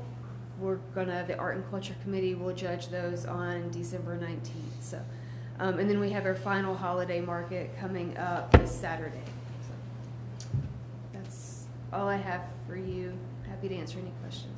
Just have one more question. Okay, go ahead, What Commissioner a Brink. great job on your turnaround on the permits. Thank you and your staff for the Thank great you. work. Just kind of a quick question.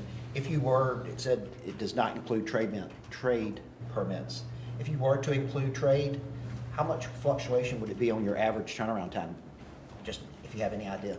It would drop these numbers. It would drop all of these numbers to even less because we turn around our trades usually the same day. I would think so too, but just wanted to clarify that. But again, thank you to you and your staff. Thank you. Very much appreciate it. Thank you, Kelly.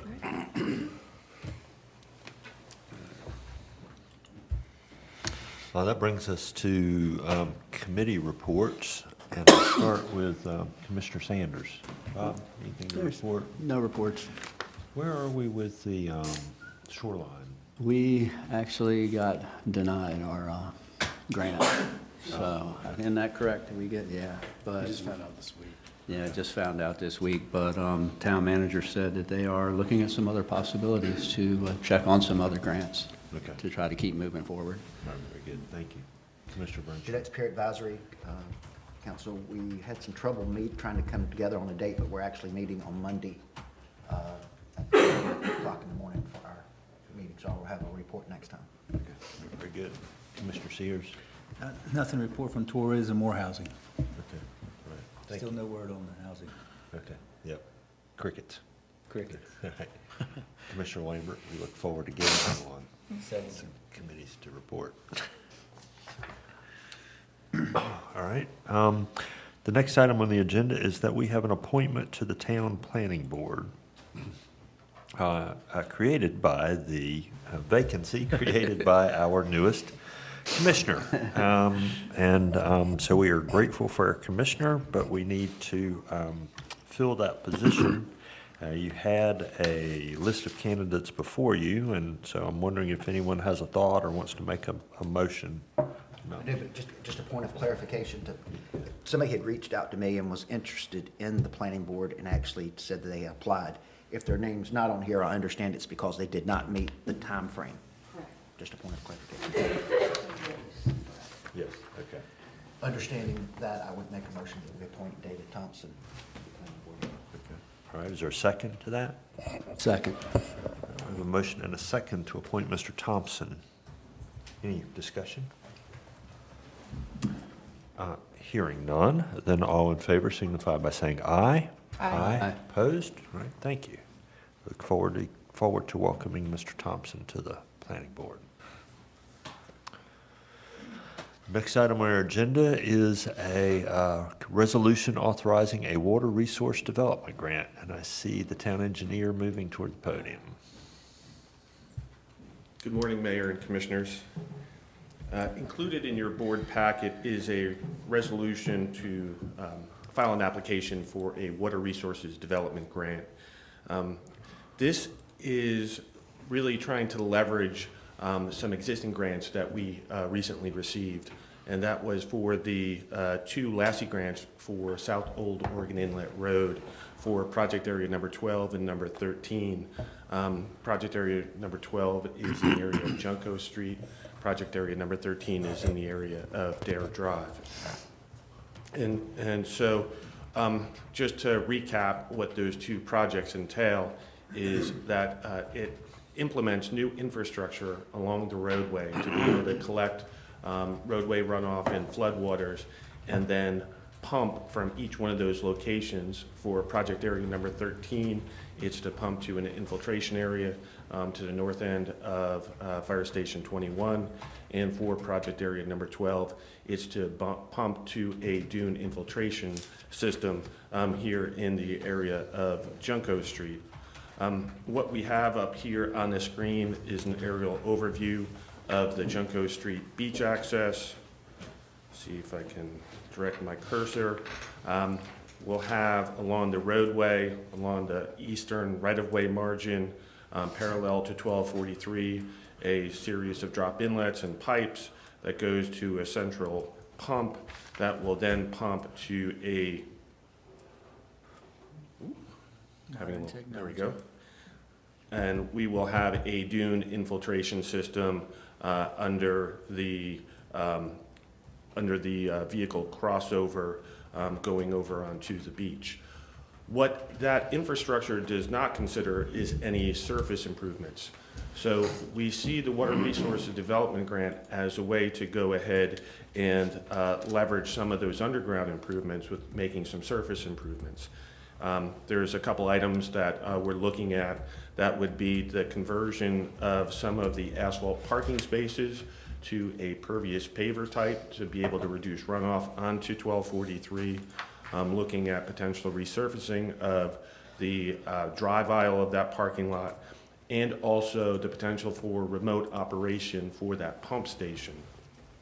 And so included in your packet is a resolution that, that puts in a request in the amount of $200,000 for a water resources development grant application. There's a 50% cost share. We've indicated up to $200,000, which is the maximum amount permitted by that grant.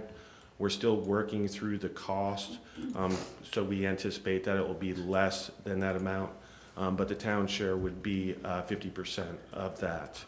And we're not asking for funding right now for the town's match. That will come before you with a future CIP request and be included in next year's budget if this grant is approved by the state.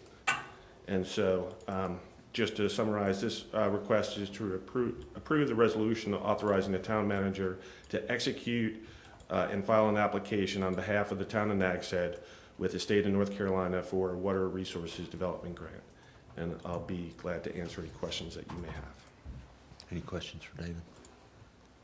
David, this grant won't hold up the project. This is for extra, right? It will not. And so this project is tracking a little bit behind on the northernmost project. The northernmost project is more shovel ready. This is going to take some additional permitting, and so you know, we anticipate that permitting to go on like 9 to 12 month period. So this should not incur any delay with the overall planning and design of this project. Thank you. Commissioner Brinkley. Thank you, David. All right, appreciate that. Having seen the resolution and heard David's report, is a motion would be in order. Motion to approve. I have a motion. Is there a second? Second. I have a motion and a second to approve the resolution. Any further discussion? Hearing none, all in favor signify by saying aye. Aye. Opposed? Thank you. All right, thank you. That brings us to any items from the town attorney. We will have a closed session. John, do you have anything else? Other than the closed session, no, sir. All right, thank you.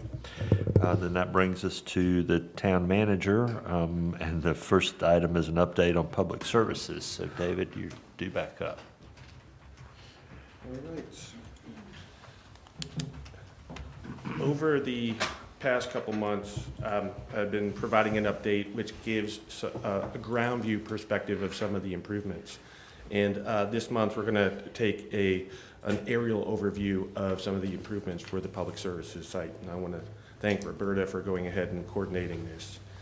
And so the first couple of shots give an overview of the overall site. And then if you can follow the cursor, this is taken from a southeast viewpoint. So my cursor here up on the screen highlights where the administration building is. Right here, over by the water tower, this is the new combined fleet facilities and sanitation building. Here in the background is the new equipment storage building, and being masked by the trees over here by the pond is the new water distribution building. Here's a different perspective from the fresh pond from the west, looking eastward. You can see in the foreground This, down here to your lower left, that's the new water distribution building. Here's the equipment building. Here is the fleet facilities and sanitation building, and the administration building over across Lark Avenue. Here we've got some closer looks. This is of the largest building, the combined fleet facilities and sanitation building. Where we were last month is we only had the roof and some of the walls for this section right here. That's now been added up here for the facilities portion of the facility. We're also starting to see the front wall take shape, which is highlighted here by my cursor. And then also on the back side of that, some of the interior walls have been put in place, as well as the decking for the mezzanine in that area. So as it stands right now, we've got the 3 walls up, which is the east wall, the rear wall, and then also the west wall, and then the front wall starting to take shape. The slab rough-in for the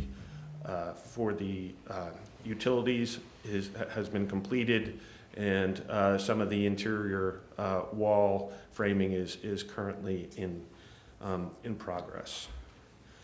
Here's a look from the back side. You can see this pretty seafoam color. That's part of a liquid air barrier that's been applied. That's more of a waterproof sealant that is being applied to all the buildings. In front of that will go some insulation and then a brick veneer facade for most of the buildings in conjunction with some other siding elements. Here's a closer look at the front side of the building. As you can see, there's a lot of activity that's occurring over here on this site, not only with our public services operation, but as well with the construction crews that have been working continuously on erecting and framing the various structures there on the complex. Here is a look of the new administration building. You can see we've got the exterior improvements in place, the roofing on, the liquid air barrier in place. We've got all the doors and windows framed out. And you can see more recently here, this over here on the southeast side of the building, these are the forms for the retaining wall, which this is going to be the drop-off area for the public for our new recycle center facility. That was just poured earlier this week, and then they will come behind, they will go ahead and backfill in and then pour a slab on top of that. So a lot of progress has been made there on the administration site. And here's a view looking at it from the northeast perspective. You can see the ramp up. This is the drop-off area here, and the ramp down. One of the things that occurred earlier this week is that we had this site partitioned off so we could maintain our brush yard operation. Well, the contractor is ready to go ahead and start improvements for the site here on the north side of the site. So we had our brush yard operation in conjunction with the temporary fueling station, which is right here. We just went ahead and took that operation out of service earlier this week. These tanks will be removed, the building will be demoed, and these roll-off containers will be removed from the site so the site contractor can come in and start with grading operations and other site improvements here on the north side of that site. Here's a quick look at the water distribution building. This is taken from an eastern perspective, and here's from the front side. Previously, we had all the walls up. The liquid air barrier was applied. Now we're starting to see the brick veneer go in place, and you can see right here on the northeast corner that they've started to go ahead and lay in that brick veneer. So there's been a lot of progress that has been made over the past month. Like I said, we've had to go ahead and adapt with some of our operations. Beginning next month, they'll start on the final building, which is going to be the vehicle storage building, which goes in this area right here where we have a lot of our vehicles currently parked. So we anticipate those operations to begin just after the first of the year. So a lot of progress, a lot of different buildings currently under varying levels of construction, and as it stands right now, based upon the most recent scheduled projections, the water distribution and the administration building should be around the same time frame as far as occupation. That seems to be trending towards the end of March 2024. The larger building, the combined fleet facilities and sanitation building, is tracking towards end of May occupation. And then we've got the other two buildings. The vehicle storage will probably be towards the end of summer 2024. The equipment storage may be in the spring time frame, with an overall project completion date of October 2024. So I'll be glad to answer any questions that you may have. Thanks. Anyone have questions for David? Would this be an appropriate time, and would it place any burden on the work or cause any interruption for the board to take a field trip out there during one of our next couple of meetings? No, we can go ahead and schedule that. Okay. All right. Would the board be interested in making a visit there and seeing the work? Absolutely. It's possible that the January meeting, if we end up with a public hearing or hearings, could be lengthy. So how about if we target the February meeting? Okay. Okay. All right. We'll do that, and just everybody have it on your radar that perhaps after we adjourn the meeting, we'll jump in the van, or everybody can drive down there, because we would be dispersing at that point, and we'll go down there and make a visit. All right, we'll go ahead and we'll get that scheduled with the contractor. Okay, great. Thank you very much. All right, thank you. Thank you.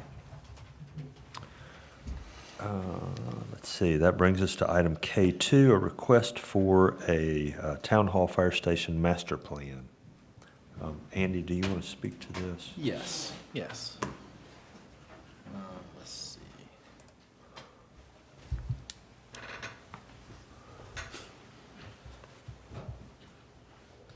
All right. It's hard to believe, just a few years ago, the Public Works Complex started out as a master plan. So, we've suggested doing another one of these. And a couple of things have happened recently that sort of solicited this idea.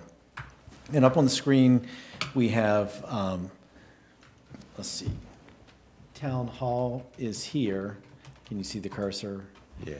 And then we have the Fire Station 16 across the street. The town now owns the old Village Realty building. The tenants have now left, and we are currently using that as a fitness facility. On the Town Hall campus, we also have the old fitness facility, which is down here on the southern border.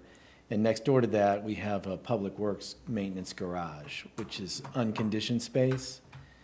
And in the center of the site, we have a cell tower, and then obviously the boardroom on the southeast corner of the property. So recently, we had some issues with the fitness facility, the old fitness facility. We had some mold in the building, and we had to temporarily close the building. And since our tenants left Village Realty building, we are now using that building as a temporary fitness facility. As the board is aware, we are looking at designing a new fire station and EMS station on the property at 105 Sea Chase, which is the location of the temporary fitness facility. One of the goals we would like to achieve is to have a new fitness facility, potentially, if the board is amenable to that, by the time that we need to tear down this building to allow the county to build the EMS station. I've talked to a few of the board members about the old fitness facility building. We have received some quotes to go in and remediate the issues at the building, would be about $50,000. I don't think anybody sees the point in spending the money on that old building. And so we certainly wouldn't just go in and replace that building in its current footprint without considering what it would need to be to support a future fitness facility, and also considering what other uses we might potentially build on the site. The boardroom, the building that we're in, is an old building. We've certainly had meetings in this building that have exceeded the capacity of the room. So it's realistic to think that at some point we will need a new boardroom facility. The town hall building was built in the late 90s. It currently well supports the uses that we have for our police department and administrative staff, but we would certainly need to explore what potential uses we might have. And I know Perry Hale's over there salivating at this. And then if we tear down the fire station to build a new fire station, we have the south wing, which has been a training facility for staff. It's also been a location for a town EOC during storm events. And so there's a lot of uses that I think we need to consider for these two properties, these three properties. And it just makes sense to do a master plan now so that we know what we need and we can program those things. And then once we go and potentially build the fitness facility, which might be the next thing we do, we know how big it needs to be, we know what the design should look like and where it should go and how it complements everything else we're trying to do. So we have asked Oakley Collier Architects to give us a scope of work to do a master plan. The reason we reached out to them is because not only are they going to be the architect doing the fire station, EMS station for the county, but we've had a really good experience with them doing the public works project. And so we've got the scope in front of you now. We'd like authorization to move this forward. And the primary goal at this point would be to complete the master plan within the next 3 to 4 months, so we could potentially include a project in next year's budget if we're ready to do that for a fitness facility. Right now, we're looking at about 2 years to have the old Village Realty building as a temporary fitness facility. So if we work quickly, that would give us time to work on something between now and then. So that is the proposal before you. I'm happy to answer any questions. Mr. Sanders. What's the status of the old building next to the, what's the status of the building next to the old fitness center? That is currently still actively being used as a public works garage. And so we use it as a storage building and a workspace, sort of a remote site for public works. Commissioner Brown. I appreciate the aggressiveness of looking at the fitness room. This board in the town has always been about fitness for our employees. They now have a good space to work in that's not eat up with mold and smells, and it's just a good space. So I appreciate the push to have something in place that's nice before the Village Realty building, our building, is torn down. Okay, great, thank you. And you said the word was the police were adequately. Well, no, I was kidding, but the police have a training room right now. When I've talked to the police chief about this project, and he's obviously thinking about what his future needs might be, and so sort of brainstorming. Well, you've got the training facility, which is part of the main building now.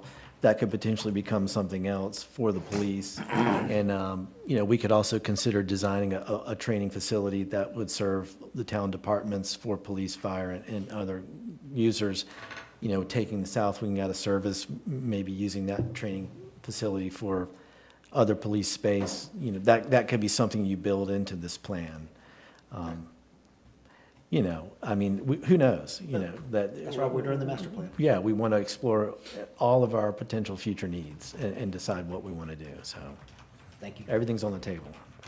Mr. Sears. No, thanks. I'm looking forward to it. Okay. Commissioner Lane. Okay, all right, thank you. Then, would you like this in the form of a motion or a nod? Just consensus. Yeah, I think, looks like consensus here to move forward with that. All right. Thank you. Thank you very much.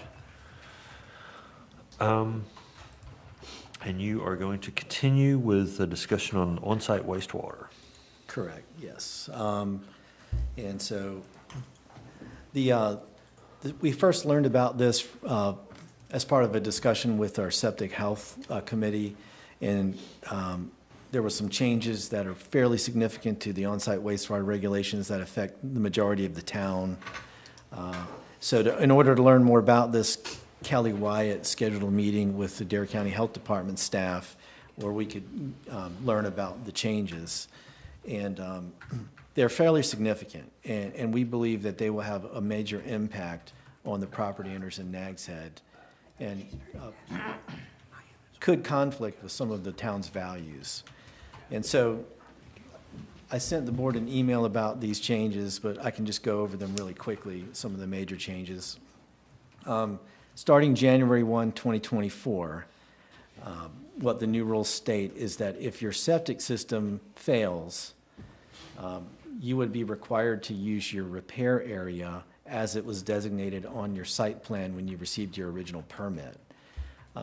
Current practice for the last several decades has been, in most cases, if your septic system fails, you can hire a contractor to come in and take up the old drain field, turn over the soil, replace it with new soil, and then put the drain field back in the current location. And that's been the least impactful practice to the property. Even though there is a repair area shown on the site plan, that's been the current practice. With this new change, it would require you to use your designated repair area on your site plan. So if you have your septic system in your backyard and your front yard is full of trees, you would now be required to hire a contractor to come in and take down all those trees and reroute your drain line from your house to a new location, which would be much more expensive than just repairing it as it's been done for the last several decades. That's one thing. One of the more expensive items being proposed is if you had originally shown a pre-treatment system as your repair area, which is a much more expensive system, and this is fairly common nowadays to show a pre-treatment area as a repair area because it's more compact, you would be required to utilize a pre-treatment system for the repair. And so that takes the cost of a septic repair from around $5,000 to $7,000 up to about $30,000. And so that's a significant change for property owners. And obviously the town has always been very concerned about vegetation preservation, and these new requirements would certainly impact our ability to save some of our vegetation, since you would now have to clear your repair area and use that space instead of using the old space. So a lot of competing things here with town values. Another aspect of this is commercial properties. Most food service businesses, whether you're an ice cream shop or coffee shop or a restaurant, you're considered high-strength wastewater. And so in the future, these types of businesses would now have to use a pre-treatment type system. And I especially see this impacting a lot of the town's shopping centers. In the last few years, what you've primarily seen are these small food service businesses going into a shopping center. They simply can't afford to go and build a new restaurant on a vacant piece of property, so they're going into these shopping center spaces. I think these rules would pretty much put an end to that. Because now in order to convert a space to a new restaurant or food service use, they would have to consider upgrading their system to a pre-treatment system. And for a commercial property, that's an extremely expensive endeavor. And I know some of you are very familiar with that idea, so you're well aware of the consequences of that. We spoke with county staff. They're obviously as concerned as we are. I spoke with the county manager about this. There is an effort underway to get some of these rules adjusted, and that could possibly happen during the legislative short session in the spring, but it would still take 6 months or so for that to happen. So we are unfortunately going to be stuck with these rules starting January 1 until any changes can be made. Bobby and Sheila Davies, the health director, they've been talking with the state folks about the changes and how they've impacted Dare County and what they think are some of the unintended consequences of these rules that weren't considered. So they think they can be successful in requesting a change. And so at this point, I think we just need to keep communicating with them to see what changes they're going to be requesting, to review those changes and make sure they're consistent with what we would like to see. And so as that process evolves, I plan to keep y'all in the loop on that and bring back anything that we want to see. And if we need to do any kind of resolution or any other form of support, we can bring that to the board as well. But this process should be evolving over the next couple of months, so I'll keep you in the loop on that. Happy to answer any questions. Has anyone said or has anyone found out what the state hoped to achieve by, in particular, forcing you to use a repair area? I would be speculating on that, in terms of where these rules originated from. Rumor that we've heard is that it came from the manufacturing or engineering community. Right.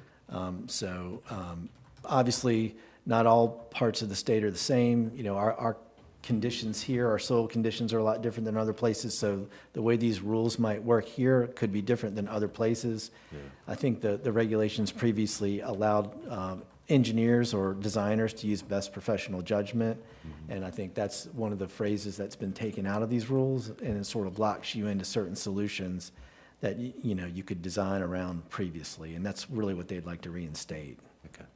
All right, very good. Thank you. Well, appreciate you sticking with it and letting us know if there's anything that the board members can do at some point, especially as it moves into perhaps legislation. And during the break, I happened to speak with Donna Creef, who represents the home builders and realtors, and she said that they're definitely opposed to these changes. So any support they could provide, they're happy to do that, and they plan to stay involved in this as well. Yeah. All right, very good. Thank you. Would it be helpful if we came up with a resolution to support? We might suggest that, over the next month or two, depending on how things go. All right, thank you. Thank you. That brings us to Board of Commissioners agenda items. Anything that the board wishes to bring before us? And I'll start with Commissioner Lambert. Thank you. Commissioner Sears. I would like to congratulate Ms. Lambert, Mr. Brinkley for being elected. Look forward to working with you all this year. And once again, congratulate Michelle on her retirement. Thank you.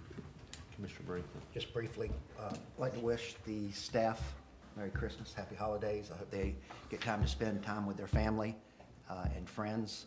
For those that we work on the holidays, thank you for your support. Please be careful. I am honored to be back on the board to work with you guys for another 4 years, 2 years, ever how we look at it. Congratulations to Megan on her election, and also to Michelle on her retirement. Retirement is good. I hope you enjoy it. Thank you. Commissioner Sanders. Yeah, I'd just like to echo what the other two commissioners have said. Congratulations to both of y'all, all three of you, and I'd like to thank the town for the job at Dowdy Park and how nice it looks and all the events that have been going on. I think it's something that we can all be proud of, so thank you. Absolutely. Thank you. Mayor? Yes. If I may, there was one more thing I wanted to bring up. Okay. Under my agenda. Of course. I know we've already passed that point. Yeah, that's fine. Proceed. Okay, just 1 second. So this is something that came up at the board's retreat we had just a few weeks ago, and it's something that I mentioned to you. We are always looking at our benefits that we offer our employees. For the last few years, we've been looking at a sort of a total rewards approach for our employees to make sure that we are competitive and that we are sort of a leading employer in the region. And so one of the things we discussed with the board at the retreat was our health insurance. In 2010, we made a change to our health insurance for employees hired after 2010, whereas we were previously paying 75% of the premiums for an employee's spouse or child or family. After that date in 2010, we changed that to only 60% of the premiums for employees, not the employees, but their dependents. So right now, we have about 30% of our workforce that's under the old system that are benefiting from the 75-25 split, and about 75 or more employees that are under the new system. One of the things the board said at the retreat is we'd like to see some numbers to consider how we might put this back the way it was. And we also talked about other communities in the state and what they were offering, and the leading communities that we saw, including some of our neighbors here locally, were offering the 75% premium for employee dependents. So Jan and Amy had put together some numbers, and for the annual cost of making this change to go back to a 75-25 split for all of our employees would cost us about $77,000 a year in budgetary numbers. Now, what we budget and what we actually spend are two different things, because we have to be conservative when we budget. As we go through the year, we might find that we don't necessarily need to do a budget amendment in order to make this change. So I just want to make that note. You can see in the middle on the screen, we're paying about $1.6 million in premiums for employee health insurance and their dependents. So the increase would be about $77,000. So in perspective, it's not a large portion of what our costs are. Jan also modeled an 80-20 split, would actually put us higher than most of the communities in the state, and the cost for that would be $116,000.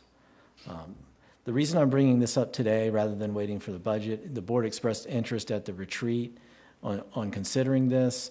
I didn't want to sit on this for another 6 months, knowing there was interest from the board to consider this, and it is a fairly simple change.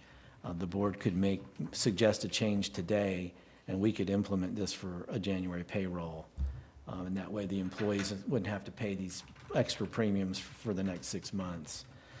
So we've put together some language for our personnel policy that would include language that specifies what our health insurance benefits are. And that is up on the screen now. This language indicates a 75-25 split. And obviously, if the board wanted to consider something other than that, we could just substitute those numbers. But I just wanted to bring this to you and have a discussion and see what you'd like to do. Okay. Is this with or without a budget amendment? No, it would not require that at this point in time. Okay. For either option. For either option, we would probably track how we're our expenses for health insurance for the next few months, and if we need to bring forward a budget amendment, we would at that time when we need to. But at this point, we don't expect we would have to do that the way we're tracking. Okay. Board? I would support the 75-25 split, and I'd almost be inclined to do the 80-20, especially seeing what our neighbors are doing. Not to one-up our neighbors, but to encourage our neighbors to do more for their employees as well. Mm-hmm. Good, thank you. Commissioner Sears? I would echo that. Okay. Mr. Brinkley? This board has taken an aggressive approach for employee benefits. And not so much as one-upping, but it seems to be they always try to do that to us. Not one-upping, we don't care about that, we care about our employees. And I would fully support the 80-20 split for our employees and going ahead and doing it now instead of during the budget. Thank you. Commissioner Sanders? I'm fine with that. I kind of support the 80-20 as well. Yeah. And this Andy would have a significant impact on our individual employees. Just to entertain this real quick, I'll show you what that would do. And I'll take the most extreme example. But right now, and this is every paycheck, if you have a family and you're under the 60-40 split, you're getting $288 taken out of your paycheck every 2 weeks to pay your health insurance for your family. And if we went to an 80-20, that would drop down to $144. Yeah. So that's a substantial expense for employees to incur Per paycheck. per paycheck. Okay. All right, very good. Thank you. All right. Having heard that, are there other questions, or does somebody wish to make a motion? Or does this need a motion, or are you looking for? I think it would be good to do a motion. I think a motion would be in order It for does need a something motion. like that. It does need a motion. Okay. All right, very good. Because it's a personnel policy change. So this would be a motion to amend the personnel policy to change the insurance split from 60/40 to 80/20 For all employees. for all employees. And that language is on the screen. Right. Second. Okay. All right. Motion and a second then. Any further discussion?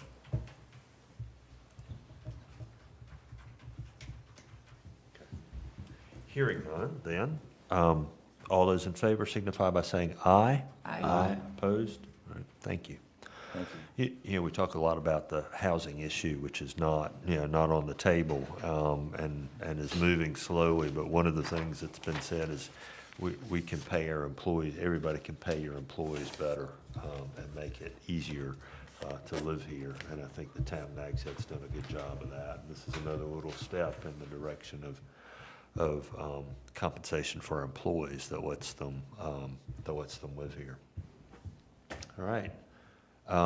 That brings us then to the mayor's agenda, and first I have a couple of items I'm going to add, but the one item here is consideration of the 2024 board meeting calendar, which was in your packet, along with the fiscal year 24-25 budget calendar, which was in the packet. And there's nothing surprising about the meeting calendar. The budget calendar, we appreciate the staff's move toward this direction to have this process start early, move in a really orderly fashion. It's been a big benefit to the board in our decision-making the last couple of years, so this just sets us up to continue that. Make a motion to approve as presented. Second. I have a motion and a second. Any discussion? Hearing none, all in favor signify by saying aye. Aye. Opposed? Okay, thank you. A couple of other things. One, we need to stick around for a photo of the new board at the end of the meeting, so don't escape after we return from our closed session. You may have seen that there was an article published last week that said that the Nags Head Board had voted down an affordable housing proposal in January. I have written to the writer of that article to say that that was not accurate, that the board has taken other zoning actions, but the board never had a proposal in front of it for affordable housing. I don't want the public to believe that we had such a proposal in front of us and voted it down. We absolutely did not. And so I just wanted you to know that I had reached out to that writer to, and a clarification's not worth the paper it's printed on, but I wanted to make that clear. The other thing is this is December, and one of the things the board has done in the past is to consider an employee Christmas bonus at this time for all of our employees, and that is at the rate of 75 and 150? Yes, 150 for full-time employees, 75 for part-time. Part-time employees. And if the board is so disposed, then a motion to approve a bonus would be in order. So moved. Have a motion, is there a second? Second? Have a motion and a second. All those in favor signify by saying aye. Aye. Aye. Opposed? All right, thank you. Then we are, before we go into closed session, so that we come out of there clean, is there any other business to come before the board that anyone is aware of? All right, hearing none, then we will, the board will move, I would move that the board go into closed session to consider closed session minutes from January to November 2023 pursuant to General Statute 143-318.11A1, and also for the purpose of consulting with the town attorney regarding matters protected by attorney-client privilege pursuant to General Statute 143-318.11A3. Is there a second? Second. I have a motion and a second. All those in favor signify by saying aye. Aye. Opposed? All right, the board will be in closed session.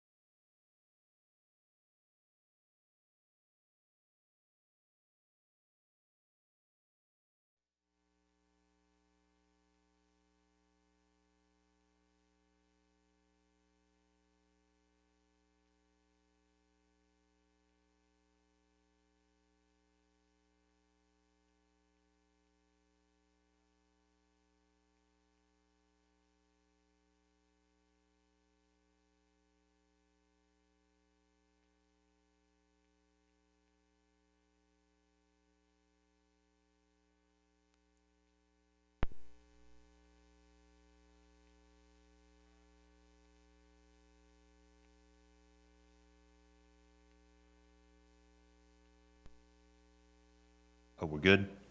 All right. The board has returned to open session. Mr. Leidy, will you report from the closed session? Yes, sir, Mr. Mayor, the board did approve closed session minutes and authorize the opening of certain ones and the closure of others. Also took some other action which does not need to be reported at this time. Okay, all right, thank you. Having checked for other business before the closed session, then brings us to adjournment, and a motion to adjourn would be in order. Second. I have a motion and a second. All those in favor signify by saying aye. Aye. Opposed? Thank you. And Merry Christmas, everybody. Merry Christmas to you all. Great job, man.